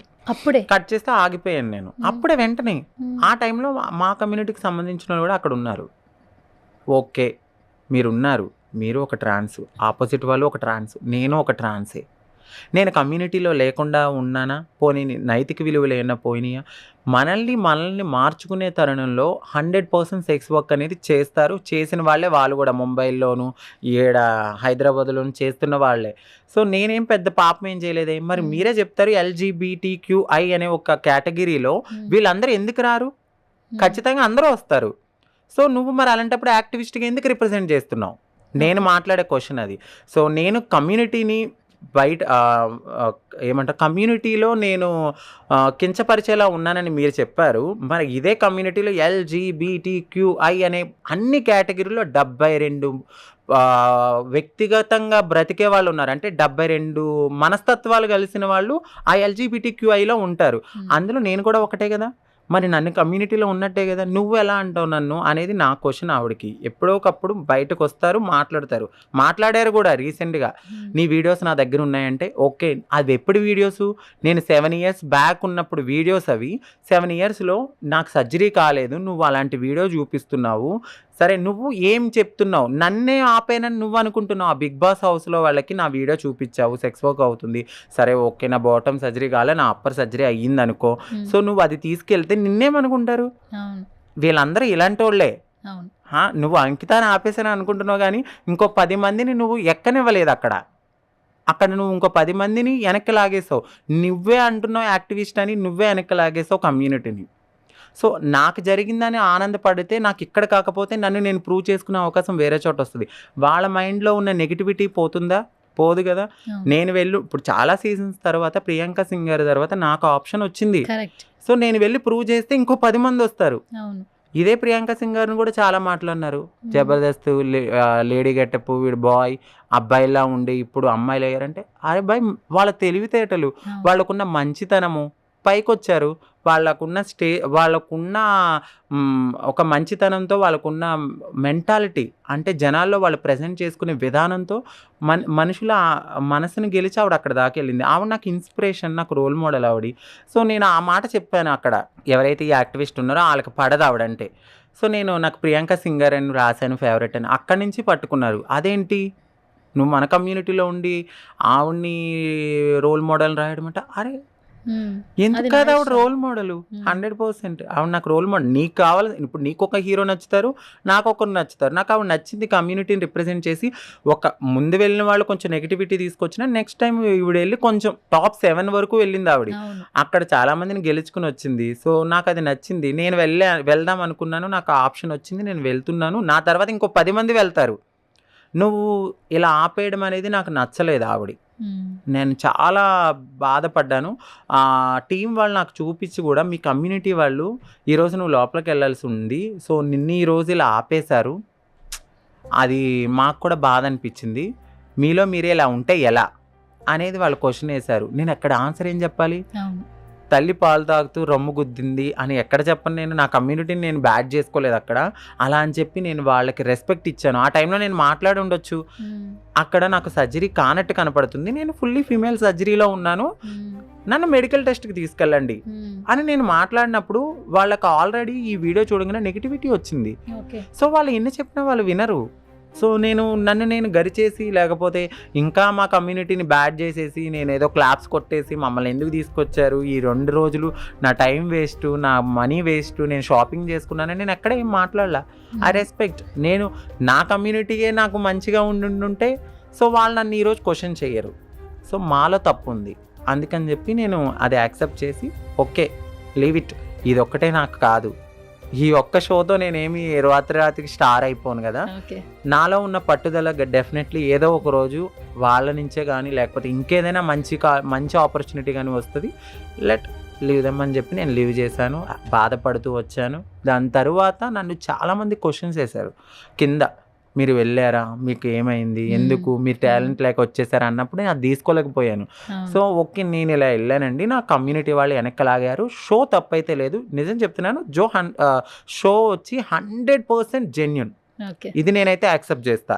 వాళ్ళు జెన్యూన్గానే ప్రతి ఒక్కరితోనూ మంచిగానే ఉన్నారు. అక్కడ స్టాఫ్ కానీ, యూనిట్ కానీ అందరినీ బాగా రిసీవ్ చేసుకుంటారు. సో వాళ్ళకి ఎక్కడో ఈ నెగిటివిటీని తీసుకోలేకపోయారు. కాబట్టి నేను షోని నేను తప్పుగా మాట్లాడను. ఎందుకంటే అది 10 మందికి హెల్ప్ చేసే షో అని నేను ఫీల్ అవుతాను. దట్టు నువ్వెవరితో అప్రోచ్ అయ్యి నాకు వెళ్ళాలని చెప్పలా, ఆ అవకాశం నిన్ను వెతుక్కుని వచ్చింది. అది ఫస్ట్ ఆఫ్ ఆల్ నీ స్ట్రెంగ్త్. అందుకే నువ్వు చాలా ఈజీగా ఉండగలిగావు. ఒకవేళ షో తప్పు కాదు, పర్సన్స్ తప్పు. అది దట్టు మా కమ్యూనిటీ. అదే అదర్ కమ్యూనిటీకి అయితే నువ్వు ఫైట్ చేసేదాన్ని. ఏంటి నా మిస్టేక్ ఏంటి, ఇక్కడ దాకా వచ్చాం కదా. అవును. ఇంకొకటి వాళ్ళు కూడా టీంకి అర్థం కావాల్సింది ఏంటంటే, ఒక కామనర్గా ఒక పర్సన్ తీసుకున్నారు. దాంట్లో కామనర్స్కి మంచి చెడు అనేది అన్నీ ఉంటాయి. అక్కడ దొంగని తీసుకున్నారు, లాయర్ని తీసుకున్నారు, మరి డాక్టర్ని తీసుకున్నారు, ఇన్ఫ్లుయెన్సర్స్ని తీసుకున్నారు, అందరినీ తీసుకున్నారు. మరి ఇదే కామన్ మ్యాన్ పరిధిలో అన్నీ చేసిన ఒక ట్రాన్స్ ఖచ్చితంగా ఉండొచ్చు. వాళ్ళకి ఒక పాస్ట్ ఉంటుంది. ఈ పాస్ట్ వల్ల వాళ్ళకి రిఫ్లెక్ట్ అవ్వాలని ఏం లేదు కదా. సో నువ్వు నన్ను ఇప్పుడు టెస్ట్ చేస్తే మెడికల్గా నేను అమ్మాయిగా ప్రూవ్ కాకపోతే నువ్వు పంపాలి. సో మీరు ఆ వీడియో చూసి పంపితే వాళ్ళకి మీరు బలం ఇచ్చినట్టే. కరెక్ట్. నిజం చెప్తున్నా. వేరే అందరి ట్రాన్స్ లైఫ్లోనూ సెక్స్ వర్క్ అనేది ఖచ్చితంగా ఉంటుంది. రేపొద్దున ఇంకొక ట్రాన్స్ని తీసుకొస్తారు. నేను వెళ్ళి ఒకటి తీస్తే మీరు ఆపేస్తారా? మీరు ఇక్కడ ఎక్కడ కామనర్కి వాల్యూ ఇచ్చినట్టు ఇవ్వలేదు. సో షో ఒక ఎథిక్స్ వాల్యూస్ ఏంటి, కామనర్ వాళ్ళు ఎలా ఉన్నా కూడా తీసుకోవాలి. మీరే అంటారు బిగ్ బాస్ షో అనేది అన్ని రకాలు అంటే షడ్రుచులు, మంచి చెడు, మరి హెల్పింగ్ నేచర్ అన్నీ కలిస్తేనే ఆ హౌస్లో ఉంటాయి. మరి ఇలాంటి పర్సన్ కూడా లోపలికి పంపించి వాళ్ళతో వీళ్ళు ఎలా ఉన్నారు, వీళ్ళు ఎలా ఉండగలుగుతున్నారని చూడాల్సింది. మీరు ఒక్కసారిగా ఆ వీడియోతోనే మీ మైండ్ సెట్ అనేది మార్చేసుకుని, అప్పటిదాకా నేను అందమైన తామర పువ్వులా కనపడ్డాను, ఒక్కసారిగా దాని కింద ఉన్న బురదను చూసి మీరు తామర పువ్వు నాకొద్దు మట్టి అంటుకుంటుందని అనుకున్నారు. బట్ అదే బురద లేకపోతే ఈరోజు నేను తామర పువ్వు అయ్యేదని కాదు. అది వాళ్ళు మర్చిపోయారేమో. నేను అది గుర్తు చేస్తున్నాను. నేనే కాదు, ప్రతి ఒక్క ట్రాన్స్ లైఫ్లో బురద అనేది ఉంటుంది. ఆ బురదలోంచి వచ్చేదే తామర పువ్వు అవుతుంది. కొన్నిసార్లు అది చనిపోతాయి, కొన్నిసార్లు మరి కొంతమందికి హెల్ప్ అవుతుంది. నేను ఉన్న బురదని నేను వదిలేసుకున్నానని నేను చెప్పట్లే. ఇంత పెద్ద ప్లాట్ఫామ్స్ మీద నేను అంతకుముందు సెక్స్ వర్క్ చేసుకున్నాను అని ఎందుకు చెప్పాలి? కానీ నేను చెప్తాను, నేను ట్రాన్స్పరెంట్గానే ఉన్నాను. ఎందుకంటే ఆ రోజు నాకు అది అన్నం పెట్టిన చేతిని నేను మర్చిపోను. ఎందుకంటే నాకు ఏ ఆధారం లేదు. అలా అని చెప్పి అందరూ సెక్స్ వర్క్ చేయాలని నేనేం చెప్పట్లేదు. ఎందుకంటే అది తప్పే, కానీ మాకు అవకాశం లేదు. అది మీరు ఆలోచించాలి. అలాంటి అవకాశాన్ని మీరు ఇప్పుడు ఇచ్చుంటే మళ్ళీ మేము అదే బురదల్లోకి వెళ్ళం కదా. మీరు అదెందుకు ఆలోచించలేదు అనేది నాకు ఆ లాజిక్ మిస్ అయ్యారని నాకు అనిపించింది. అంకిత, ఒక పాయింట్ అడగాలి. ఫస్ట్ ఆఫ్ ఆల్ మిమ్మల్ని మీరు బ్రతకడం కోసం, అంటే ఆకలిని పోగొట్టుకోవడం కోసం, జీవించడం కోసం, చనిపోకుండా జీవించడం కోసం ముందు భిక్షాటన చేస్తారు. అవును, సిగ్నల్స్ దగ్గర అక్కడ ఇక్కడ ఎవరు హెల్ప్ చేసినా చెప్పినా భిక్షాటన చేస్తారు. నెక్స్ట్ సెక్స్ వర్క్స్ చేస్తున్నారు అంటున్నారు. ట్రాన్స్జెండర్ ఒక్కడే సెక్స్ వర్క్ ఎందుకు కనపడుతుంది? బయట చాలా మంది సెక్స్ వర్క్ చేస్తున్నారు. అది వాళ్ళకి అవసరంగా మారుతుంది, ఎందుకంటే వాళ్ళు ఒక కమ్యూనిటీలో లేరు కాబట్టి. బట్ కమింగ్ టు ట్రాన్స్కి వచ్చే దగ్గర సెక్స్ వర్క్ అంటున్నారు. అవసరం కోసం మీరు చేసిన ఆ చీకటి గదిలో ఏదైనా జరగచ్చు, ప్రాణాలు పోవచ్చు, అసలు బ్రతుకుంటారో లేదో తెలియదు. ఇంకొకటి, మీకు ఇష్టమైన వ్యక్తితో మీరుండరు, అది కూడా కళ్ళు మూసుకుని బ్రతుకుతున్నట్టే. కేవలం జీవనం కోసం ఈ పని చేస్తున్నారు అని జనాలకు తెలియాలంటే ఇప్పుడు ఈ ఇంటర్ ద్వారా నువ్వేం చెప్తావు చెప్పు. సో చాలామంది అంటారు పడుకుని సంపాదించేస్తున్నారు, వచ్చేస్తాయని. ఇన్ని రోజులు ఎలా పుట్టాము, ఎలా పెరిగాము, ఏదో ఉండి మేమైతే బ్రతకలేదు కదా. ఆ లైఫ్ని మాకు అలవాటు చేసుకుని మేము బ్రతికాం. ఆ లైఫ్లో నుంచి ఈ లైఫ్లోకి వస్తున్నారు అంటే ఎంతో దీన స్థితిలో, అంటే ఇక వాళ్ళు బ్రతకలేని బ్రతుకులో ఉంటేనే ఇలాంటి పని చేస్తారు. నేను సెక్స్ వర్క్, ఇప్పుడు నేను కూడా పాస్ట్లో సెక్స్ వర్క్ చేసే ఉన్నాను. సెక్స్ వర్క్ చేసినప్పుడు ఎవడెవడో వస్తాడు, వాడు మంచోడు ఉంటాడు, చెడ్డోడు ఉంటాడు, తాగుబోతుంటాడు. కొంతమంది రౌడీలు ఉండి వాళ్ళకు ఉన్న మెంటల్ దానికి పీకల కోసి వెళ్ళిపోయిన వాళ్ళు ఉన్నారు. చచ్చిపోయి రోడ్ల మీద సెక్స్ వర్క్ చేసుకునే వాళ్ళు ఉంటాం. సో వాళ్ళని బ్లేడ్లు వేస్తారు, వీళ్ళని అడిగే వాళ్ళు ఉండరని. సో నేను ఆ టైంలో చేసినప్పుడు అలాంటివి చాలా జరిగినాయి. నన్ను కూడా అటాక్ చేశారు ఆ టైంలో రౌడీ షీటర్స్. నేను కొండల్లో గుట్టల్లో పరిగెత్తుకుంటూ దూకి జంప్ అయ్యి చేతులన్నీ కొట్టుకుపోయి అలాంటి స్టేజ్ నుంచి మేము బయటకు వచ్చాము. కావాలని ఎవరూ చెయ్యరు, ప్రతి ఒక్కరూ రెస్పెక్టబుల్గానే బ్రతకాలనుకుంటారు. ఇప్పుడు చాలామంది సమాజానికి నేను చెప్పేది ఏంటంటే, ఇప్పుడు అమ్మాయిలు ఉంటారు, అబ్బాయిలు ఉంటారు, ట్రాన్స్ ఉంటారు. వాళ్ళు చేస్తున్నారు, మేము చేస్తున్నామంటే మా కడుపు కోసం, మమ్మల్ని మేము మార్చుకోవడం కోసం. ఇప్పుడు మా ఈ లక్షల్లో ఉంటాయండి సర్జరీస్. ఏదో 20-30 వేల్లోనో లేకపోతే 1,00,000-2,50,000 అయిందే మేము మారలేం. అది ఫుల్లీ కావాలనుకుంటే, అంటే నార్మల్ సర్జరీస్ అయినా కూడా 2,50,000 లేనిదే అవ్వదు. పైన బ్రెస్ట్ ఇంప్లాంట్ కానీ వాటికని మాకు మినిమం 5 to 6 కామన్గా చేయించుకోవాలన్నా కూడా 6 lakhs అవుతుంది. సో అలాంటి 6 లక్షలు ఎక్కడి నుంచి వస్తాయి? మేము జీతం అనేది ఒక 10-15 వేలతో రాదు. ఇంకా సెట్టింగ్స్ ఉంటాయి, మమ్మల్ని మేము మార్చుకోవడానికి హార్మోన్ థెరపీ తీసుకోవాలి, మా ప్రొజెస్టెరాన్ ఇంజెక్షన్స్ కానీ ప్రతిదీ చాలా ఉంటాయి. ఆ టైంలో మమ్మల్ని మేము మార్చుకునే తరుణంలో సెక్స్ వర్క్ చేస్తారు. ఆఫ్టర్ దట్ మేము మారిపోయిన తర్వాత మేము ఆ సెక్స్ వర్క్ మీదకి మేము వెళ్ళం. 100% చాలామంది వెళ్ళరు. ఏదో ఒకటి ఆ టైంలో ఇలా ఓపెనింగ్స్ కానీ లేకపోతే ఇంకేదైనా కానీ చేసుకుంటారు. బట్ మిగతా వాళ్ళతో పోల్చుకుంటే మా మీద కొంచెం వివక్షత ఉంది. వీళ్ళకి అడిగేవాళ్ళు లేక, వీళ్ళు రోడ్డు మీద ఒళ్ళు కొవ్వెక్కి పడుకుంటున్నారు, వీళ్ళకి ఆ టైంలో హెల్త్ ఇష్యూస్ వస్తే అక్కడ మా లైఫ్ పనంగా పెట్టట్లేదా? ఎవడెవడో వస్తాడు, వింత మనుషులు వస్తారు. ఆ మనుషుల్ని టార్చర్ని తట్టుకోవడానికి ఆ 4 గదుల్లో ఎంత బాధపడాలి? మాకు ఉంటుంది. ఒక ఆడదానిగా ఉన్న మీరు ఆడది ఎప్పటికీ కాలేదు అని చాలామంది అంటూ ఉంటారు. ఆడది మేమైనా కూడా మీరు మమ్మల్ని ఆడదానిలా కానివ్వరు. ఎందుకంటే మమ్మల్ని ఒక సెక్స్ టాయ్ అనే చూస్తారు. బయటకు వెళ్తే ఎంత చీర కట్టుకున్నా, డ్రెస్ వేసుకున్నా, ఏం వేసుకున్నా అలాగే చూస్తారు. ఒక ట్రాన్స్ అనగానే ఇది సెక్స్ టాయ్, దీన్ని సెక్స్కి తప్ప దేనికి ఉపయోగం కాదు. అదే ఒక లైఫ్ ఇచ్చి చూడండి. లేకపోతే లైఫ్ ఇచ్చేవాళ్ళు కూడా కరెక్ట్గా ఉండాలి. ఏదో వచ్చి మాట్లాడేసామా చేసామని కాదు కదా. మిగతా అమ్మాయిలతో పోల్చుకుంటే మేము చాలా అంటే పైకి కనపడడానికి అందమైన గాజు బొమ్మే, కానీ కింద పడేస్తే పగిలిపోతాం. అలాంటి దుర్భరమైన జీవితాలు మావి. అలాంటి లైఫ్‌లో మేము బ్రతుకుతున్నాం. అది జనాలు అర్థం చేసుకోవాలి. వీళ్ళకి ఎటువంటి ఆప్షన్ లేక సెక్స్ వర్క్ చేస్తున్నారు. అదే వీళ్ళకి ఏదో ఒకటి ఇప్పుడు కానిస్టేబుల్ జాబ్స్ ఇచ్చారు. బట్ ఉన్నది చాలామంది. మీరు ఇచ్చింది 45, 40 పోస్టులు ఇచ్చారు. మరి మిగతా వాళ్ళు ఇప్పుడే అంటున్నారు చాలామంది, మీకు జాబ్‌లు వస్తున్నాయి కదా అని. మీరు ఇవ్వండి ఖచ్చితంగా. ఒకేసారి అందరూ ఇప్పుడు ఆకలేస్తే కొంచెం తిని కడుపు నింపుకుంటాం, మళ్ళీ ఆకలేస్తుంది. అట్లనే మాకు కూడా అంతే. మీరు ఒక 40 పోస్టులు ఇచ్చారు కదా అని మిగతా వాళ్ళందరినీ కూడా ఇంకెక్కడికి వెళ్ళి బ్రతకాలి? అదొక్కటే మాకు ఆధారం. సెక్స్ వర్క్, భిక్షాటన ఇదొక్కటే.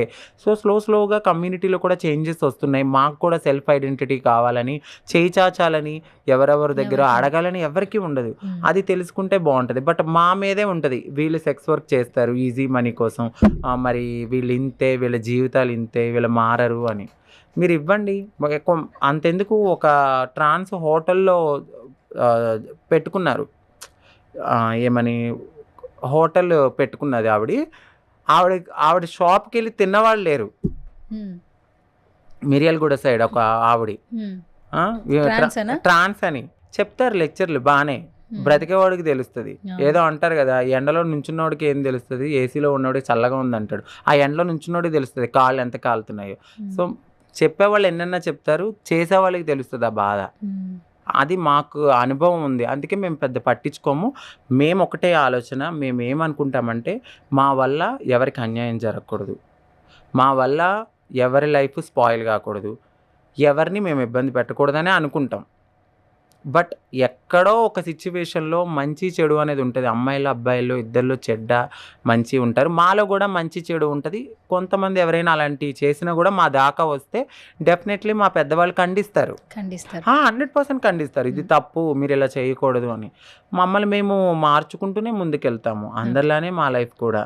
ఇంకా మీకైనా బ్లడ్ రిలేషన్స్తో హ్యాపీగా ఉంటారు. మాకు ఎక్కడ పుట్టామో తెలియదు, ఎక్కడ బ్రతికామో తెలియదు, బట్ మేమంతా కలిసే ఉంటాం. కుటుంబంలో ఉంటాం. అరే, ట్రాఫిక్స్ దగ్గర భిక్షాటన చేసేటప్పుడు బేసికల్గా ఏంటంటే చప్పట్లు అనేది ఒక్కొక్కరు ఒకలా కొడతారు, బట్ ట్రాన్స్ డిఫరెంట్ గా కొడతారు. అంటే ఆ చప్పట్ల వెనక వాళ్ళ ఆకలి ఉంటుందా, వాళ్ళ పెయిన్ ఉంటుందా, ఏముంటుందో అసలు నేను చాలా సార్లు గమనిస్తూ ఉంటా. ఆ కొట్టే విధానం కూడా చాలా డిఫరెంట్ గా ఉంటది. అవును, ఆ చప్పట్లు కొట్టే విధానం వెనకాల మా బాధ, మా కన్నీళ్ళు, మా ఆవేదన, మా అవమానాలు, మా యొక్క భద్రత, ఇవన్నీ కలిపి ఉండి వచ్చే శబ్దమే ఆ యొక్క శబ్దం. అది మమ్మల్ని మేము బ్రతికించుకోవడానికి యూజ్ చేస్తాం, మమ్మల్ని మేము బ్రతకడానికి యూజ్ చేస్తాం, మమ్మల్ని మేము సెక్యూర్ చేసుకోవడానికి యూజ్ చేస్తాం. సమ్ టైమ్స్ ఇలా కొట్టి మేము అడుగుతాం. సో ఈ క్లాప్ కొట్టి మేము అడుగుతాం, ఈ క్లాప్ కొట్టి ఇప్పుడు ఇలా ఉంది, ఇలా కొడతాం. ఇలా కొట్టినప్పుడు ఆ అవతల వ్యక్తికి ఆ సౌండ్లో చేయి చాచాము అంటే ఆకలేసి అడిగామని. మేము ఈ సౌండ్ విని దీంట్లో డిఫరెంట్ గట్టిగా టప్ప టప్ప టప్ప టప్ప కొడితే మాకేదో అక్కడ ప్రమాదం జరుగుతుందని మా మిగతా ట్రాన్స్ అందరూ వస్తారు. మీ కమ్యూనిటీలో వాళ్ళకి ఏదో ప్రమాదం జరిగిందని సైనా? అంటే కొంతమంది ఆకతాయిలు ఉంటారు ఈ సిగ్నల్స్ దగ్గర. మార్నింగ్ అంతా బాగానే ఉంటుంది, ఈవినింగ్ వచ్చేసరికి కొంచెం డ్రింక్ చేసి వీళ్ళు అప్పుడే డే 1లో ఉన్న పిల్లలు ఉంటారు అక్కడ. సో వాళ్ళకి సర్జరీస్ కావు కదా, వాళ్ళు బ్రతికించుకోవడానికి వెళ్తున్న టైంలో వాళ్ళది విగ్స్ లాగడము, లేకపోతే ఇట్లా మేకప్ మీద నీళ్లు కొట్టడము, వాళ్ళ బట్టల్ని వెనక లాగడము చేసినప్పుడు వాళ్ళకి భయం వేస్తుంది. సో ఏంటి ఎవరో అని ఆ టైంలో టక్ టక్ టక్ మని గట్టిగా సెక్యూర్ కోసం కొడతారు. ఇంకొకటి అడగడానికి అమౌంట్, అంటే మేము ఇలా ఉన్నాము, మమ్మల్ని మేము బ్రతికించుకోవడానికి ₹1 ఇవ్వండి అని అడిగేవాళ్ళు కూడా. 2 రకాల శబ్దాలు మా దాంట్లో ఉంటాయి. ఓకే, ఇది ఎవరు నేర్పిస్తారా? మీ గురువులే చెప్తారా? లేదండి, అది ఆటోమేటిక్గా మేముండే సర్కిల్లో మా లైఫ్లో మాకు ఇది ఒక పాఠం. ఇప్పుడు చేపకి ఈత ఎవరు నేర్పుతారంటే తెలీదు, చేపకి తెలుసు కాబట్టి. సో అలాగే మేము నెమలికి నాట్యం ఎందుకు నేర్పిస్తారంటే నెమలికి వచ్చు, పక్షికి ఎగరడం ఎవరు నేర్పిస్తారంటే అట్లనే మాకు కూడా అంతే.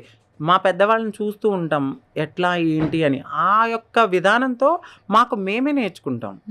దీన్ని కూడా మేము యూజ్లెస్గా చెయ్యం, ఎక్కడ పడితే అక్కడ కొట్టేయడం అట్లా. ఒకటి అడుక్కోవడానికి, మమ్మల్ని మేము భద్రపరచుకోవడానికి, వీటి కోసమే. ఇంకొకటి ఎవరైనా బ్లెస్ చేసినప్పుడు కూడా వాళ్ళకు ఉన్న దిష్టి పోవడానికి మేము ఈ కొంగుతో వాళ్ళని తిప్పి క్లాప్స్ కొట్టి వాళ్ళని దిష్టి తీస్తాం. ఈ విషయాల్లో తప్ప ఎక్కడ పడితే అక్కడ మేము యూజ్ చేయం. అరే నాకు చిన్న డౌట్ ఉంది.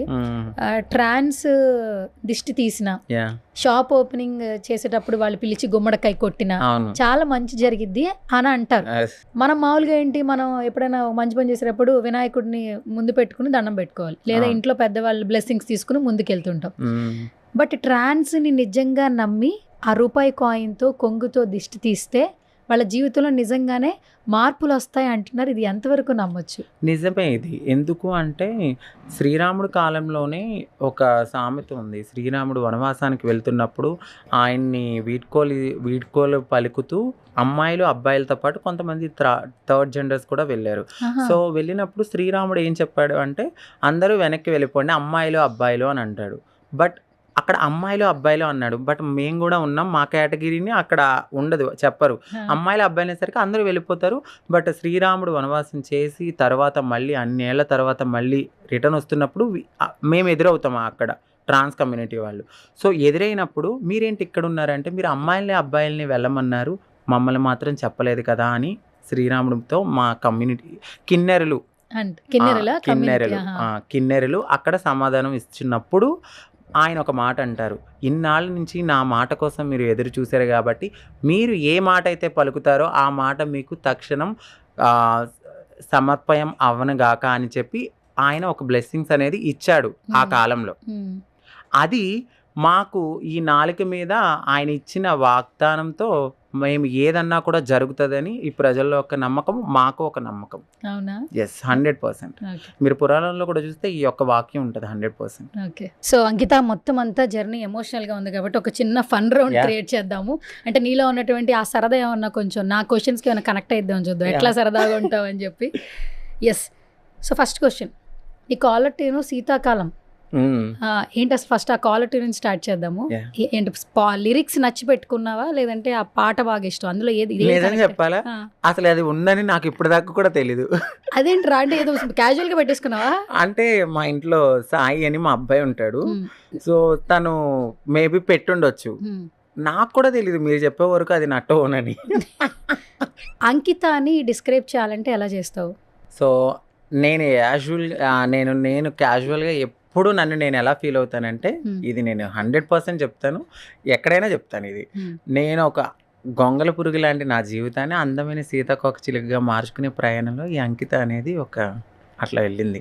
ఏంటి అసలు అంకిత అని ఎలా పెట్టుకోవాలనిపించింది? నాకు చిన్నప్పటి నుంచి ఇష్టం అనమాట. మా ఇంటి దగ్గర అనిత అని మా ఫ్రెండ్ ఉండేది. అనిత అన్నప్పుడు నన్ను నాయుడు అనేది, నువ్వు నన్ను నాయుడు అనొద్దు, నాకు ఒక పేరు పెట్టుకుంటానని చెప్పి అనుకుని అప్పటికప్పుడు ఆన్ ది స్పాట్ నన్ను అంకిత అని పిలువ అనేదాన్ని. అబ్బాయి అమ్మాయి ఎలా పిలుస్తారని తెలియని ఏజ్ అది. ఆ ఏజ్లో అప్పుడు వచ్చిన నేమ్ అది. అది నాకు నేను ఎప్పటికైనా మారితే నేను పెట్టుకున్న పేరు నాకు ఒక మంచి నేమ్ తీసుకురావాలి అని అనుకున్నాను. చూడడానికి కూడా అందంగా ఉండాలి, యూనిక్ గా ఉండాలి నేము. చాలా మంది ట్రాన్స్ రంభా, ఊర్వశి, నేను కొంచెం యూనిక్ గా పెట్టుకున్నాను, అమ్మాయి లాగా ఉండాలి. నువ్వు మార్నింగ్ పర్సనా నైట్ పర్సనా? నేనా నైటే. ఎన్నింటికి లేస్తావు అసలు? మార్నింగ్ 12-1. నైట్ పర్సనే, వద్దులే, నైట్ పర్సనే. ఓకే. వంట బాగా వచ్చా? చాలా. ఏది బాగా చేస్తావు? అన్నీ వండుతాను. ఇన్స్టాగ్రామ్ లో ఇంతమంది ఫాలోవర్స్, ఇట్స్ లైక్ స్ట్రెంగ్త్ ఇప్పుడు రైట్ నో ఫాలోవర్స్ అనేది. దీన్ని ఎలా చూస్తావు నువ్వు? అంటే మార్నింగ్ లేవగానే అందరూ ఇప్పుడు ఫోన్ ఆన్ చేసి ఇన్స్టాగ్రామ్ చూసుకుంటారు, నువ్వేం చేస్తావు? నేను నిజం చెప్పాలంటే నేను వీడియో చేశానా, యాక్టివ్గా ఉన్నానా సోషల్ మీడియాలో అనుకుంటాను, అంతేగాని ఫాలోవర్స్ పెరిగారా తగ్గారా నేను ఇదంతా చూడను. నిజంగా మనం ఒక ట్రాన్స్పరెంట్గా ఉంటే మనల్ని ఇష్టపడే వాళ్ళు మనల్ని అలాగే ఇష్టపడతారు. సో నేను అది ఎక్కువ బిలీవ్ చేస్తాను. ఎంతమంది పెరిగారు ఏంటి, నేను వ్యూస్ వచ్చినాయా ఇవన్నీ చూడను. జెన్యున్గా నేను ఎలా ఉన్నానో అదే చూపిస్తాను. సమ్ టైమ్స్ నచ్చిన వాళ్ళు నచ్చిందంటారు, లేకపోతే లేదు. అదే జీవితం కాదు నాకు. సో నాకు ఇది ఒక ఏమంటారు ఊరట, అంటే మైండ్ రిలాక్సేషన్ కోసమే నేను ఆ సోషల్ మీడియాలో ఎక్కువ ఉంటాను తప్ప అది కూడా మోరవర్ ఎక్కువ ఉండను. మా యూట్యూబ్ గురించి కానీ లేకపోతే కంటెంట్ గురించి కానీ. నాకు ఇల్లు బాగా సర్దుకోవడం చాలా ఇష్టం, అందుకే నీ వీడియోస్లో అంతా దాని గురించి చెప్తుంటా. ఇల్లు నాకు ఈశాన్యమూల ఏం పెట్టుకోవాలి, లేకపోతే దిష్టి గుమ్మడికాయ ఏ టైంలో కట్టుకుంటే మంచిది, స్పటిక ఎన్ని జాతకాలు బాగా నమ్ముతావా? అంటే జాతకాల కన్నా కొన్ని ఉంటాయండి, గ్రహాలు నమ్ముతావా? అంటే కొన్ని జరుగుతాయి.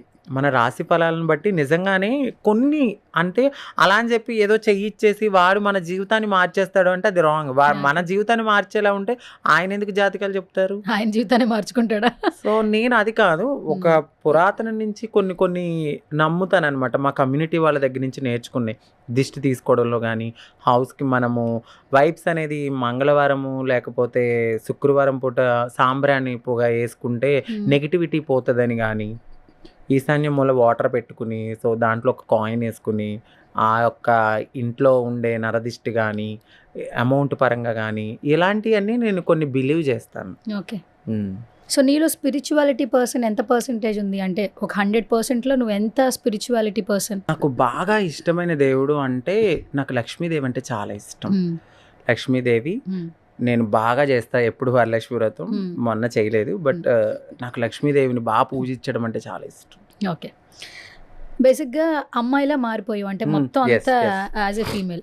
ఇప్పుడు చాలా వరకు సినిమా ఇండస్ట్రీలో కూడా వెల్కమింగ్ చేస్తున్నారు క్యారెక్టర్స్ వస్తే. ఏంటి ఇన్ ఫ్యూచర్ ఏమైనా ఒక మంచి ఫీమేల్ సెంట్రిక్ ఫిలిమ్స్లో ఒక వెయిట్ ఉన్న క్యారెక్టర్, ఫీమేల్ ఎంపవర్మెంట్ని ప్రొజెక్ట్ చేసే క్యారెక్టర్ వస్తే సిల్వర్ స్క్రీన్లో వచ్చే అవకాశాలు ఉన్నాయి? యాక్టర్గా ఏమైనా నువ్వు జర్నీ స్టార్ట్ చేయగలవా? Yeah, definitely. నాకు ఇష్టం ఉంది. ఏదైనా ఒకసారి ఇది అని అంటే దాని గురించి నేను బాగా అవగాహన తెచ్చుకుని దాని మీద నేను చేస్తాను అనమాట. సో 100% నేను యాప్ట్ అనుకున్న దాని గురించి కూడా చేస్తాను. అట్లనే నాకు కొన్ని ఫోక్ సాంగ్స్, ఈ బోనాల్ సాంగ్స్ మీద కూడా. నువ్వు డాన్స్ బాగా చేస్తావు కదా, మరి బోనాలు స్టార్ట్ చేయొచ్చు కదా? అదే దాని గురించి ఇప్పుడు గ్రౌండ్ వర్క్ జరుగుతుంది, చెయ్యాలి. సో సాంగ్ కూడా వినాలి, అవుతుందంట. అది కూడా బాగుంటే ఆ యొక్క నాకు అది బాగా నచ్చి నాకు అది ప్లస్ అవుతుంది, వాళ్ళకి ప్లస్ అవుతుంది అనుకుంటే డెఫినెట్లీ అది చేస్తా. 100% నాకు ఇష్టం ఉంది కాబట్టి నేను ఈ ముందుకి నడుచుకుంటూ ఈ టీవీ రంగం వైపు నడిచి అట్లా సిల్వర్ స్క్రీన్కి వెళ్తానేమో అనుకుని ముందుకు వెళ్తున్నాను. ఓకే. సో ఫైనల్గా నీకు ఇప్పటి వరకు యూట్యూబ్లో చాలా వీడియోస్ చేసావు కదా, ఇప్పుడు వీడియోస్ ఏంటంటే ఈ వీడియో బాగా వెళ్ళింది రెవెన్యూ అట్లా వస్తుంటుంది. సో నీ మొత్తం పర్సనల్ పేజ్లో బాగా వెళ్ళిన వీడియో, దానికి వచ్చిన రెవెన్యూ ఎంత? నాకు బాగా నా గోల్డ్ చూపించినప్పుడు చాలా ఎక్కువ, అసలు యూట్యూబ్ నుంచి ఇన్ని డబ్బులు వస్తాయా అని నాకు అప్పుడే తెలిసింది. మినిమం నాకు ఆ ఒక్క వీడియోతో నాకు తెలిసి 1.25 అంటే 1,25,000 వచ్చినాయి నాకు ఆ వీడియోకి. ఆ ఒక్క వీడియోకి అది కూడా నాకు గోల్డ్ చూపించిన దానికి. దాని తర్వాత చిన్నగా వచ్చినాయి 60, 80, 40, 35 అట్లా కూడా వచ్చినాయి. ఈ వీడియోకి 1,25,000 దాకా వచ్చింది. దగ్గర ఆ వీడియో వచ్చి 4 million పైన వెళ్ళింది. వాచింగ్ అవర్స్ కూడా చాలా బాగా వెళ్ళింది. అప్పుడు తెలిసింది నాకు యూట్యూబ్ నుంచి ఇంత ఇన్కమ్ వస్తుందా అని. బాగా వచ్చింది. సో ఇప్పుడు ఇంకొక నెక్స్ట్ స్టెప్ అనుకోవచ్చు, ఆల్మోస్ట్ అంతా ఓవర్కమ్ అయిపోయావు. సోషల్ మీడియాలో కూడా చాలా మట్టుకు అంత పాజిటివ్ కమెంట్స్. నువ్వు ఏ వీడియో పెట్టినా, మొన్న పూజ ఫోటో పెట్టినా, ఏది పెట్టినా కూడా అందరూ మంచిగా లవ్ నైతే ఇస్తూ ఉన్నారు. వాట్ నెక్స్ట్, ఏం చేస్తావు అంకిత నెక్స్ట్? మాకు ఎలా కనిపించబోతున్నావు? వీడియోస్ చేయమని చాలా మంది కమెంట్స్ పెడుతున్నారు, అంటే నువ్వు ఏదన్నా చేయమా కనిపించు అంటున్నారు. సో ఏంటి, ఎలా కనిపించబోతున్నావు కొత్తగా? చాలా మంది నన్ను ఒక హోమ్లీగా చూసారు ఒకప్పుడు. సో ఒక్కసారిగా నేను సెకండ్ ఇన్నింగ్స్ స్టార్ట్ చేసేసరికి కొంచెం మోడర్న్గా రావడం, నన్ను ఎక్కువ ఫాలో అయ్యేది అమ్మాయిలు. అబ్బాయిలు కన్నా నన్ను ఎక్కువ అమ్మాయిలు ఫాలో అవుతారు. అక్క చీర కట్టుకో అక్క డ్రెస్ వేసుకో అక్క అంటే.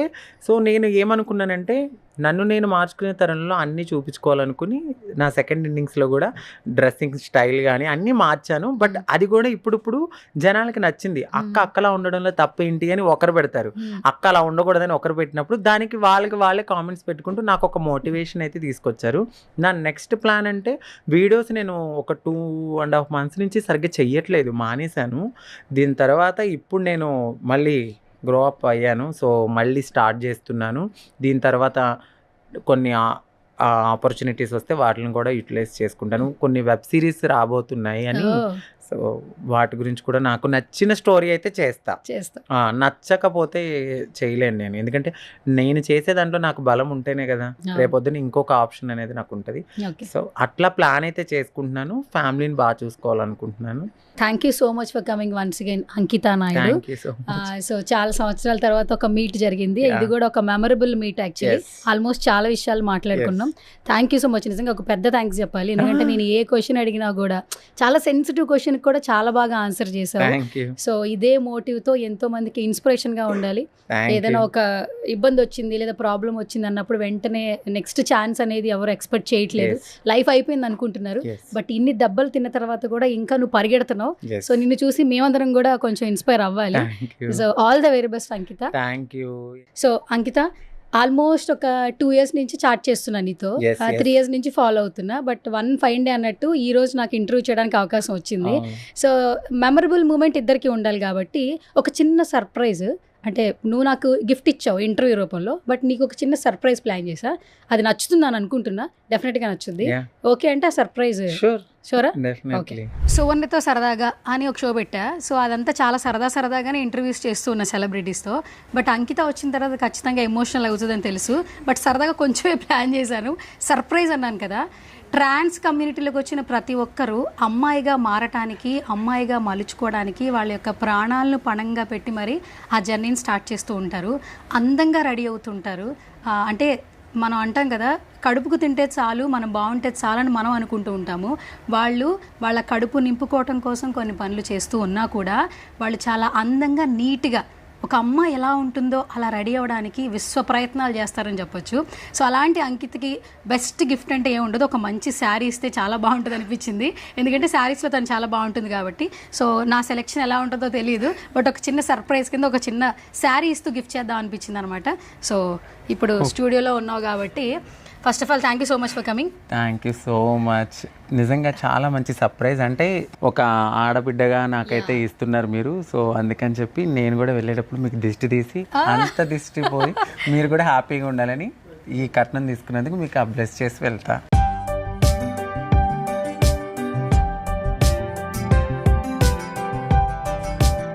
నా షోకి వచ్చినందుకు, అలాగే నన్ను గుర్తు పెట్టుకోవాలని చెప్పి నీకు ఒక మంచి శారీ అనమాట. Thank you.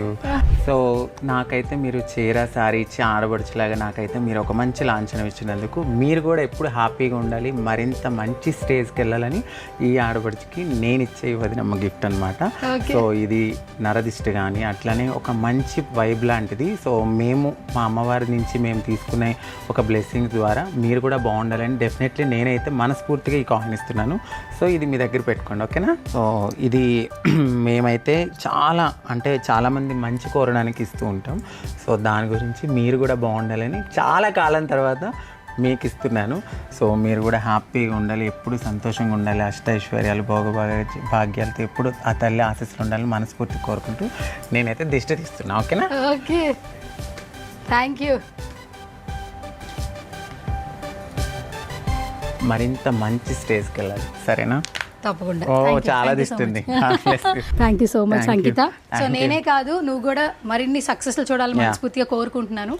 సో చాలా మట్టుకు ఏంటంటే ఏదైనా ఒక ఫేస్ చేసిన తర్వాత డిప్రెషన్లోకి వెళ్ళిపోతూ ఉంటాము. నెక్స్ట్ లైఫ్ ఏంటో అర్థం కాదు, బట్ నువ్వు అన్ని ఛాలెంజెస్ని ఓవర్కమ్ చేసి ముందుకెళ్తూ ఉన్నావు. చాలా మందికి ఇన్స్పిరేషన్గా ఉండాలి, ఎస్పెషల్లీ ఫీమేల్స్కి అని చెప్పి కోరుకుంటున్నా. సో మనకు నచ్చని ఇంకా మనం చూస్ చేసుకోవద్దు. ఇక నుంచి కొత్త జర్నీ, కొత్త అంకిత కనపడాలని కోరుకుంటున్నా. Thank you. Thank you so much. Yeah.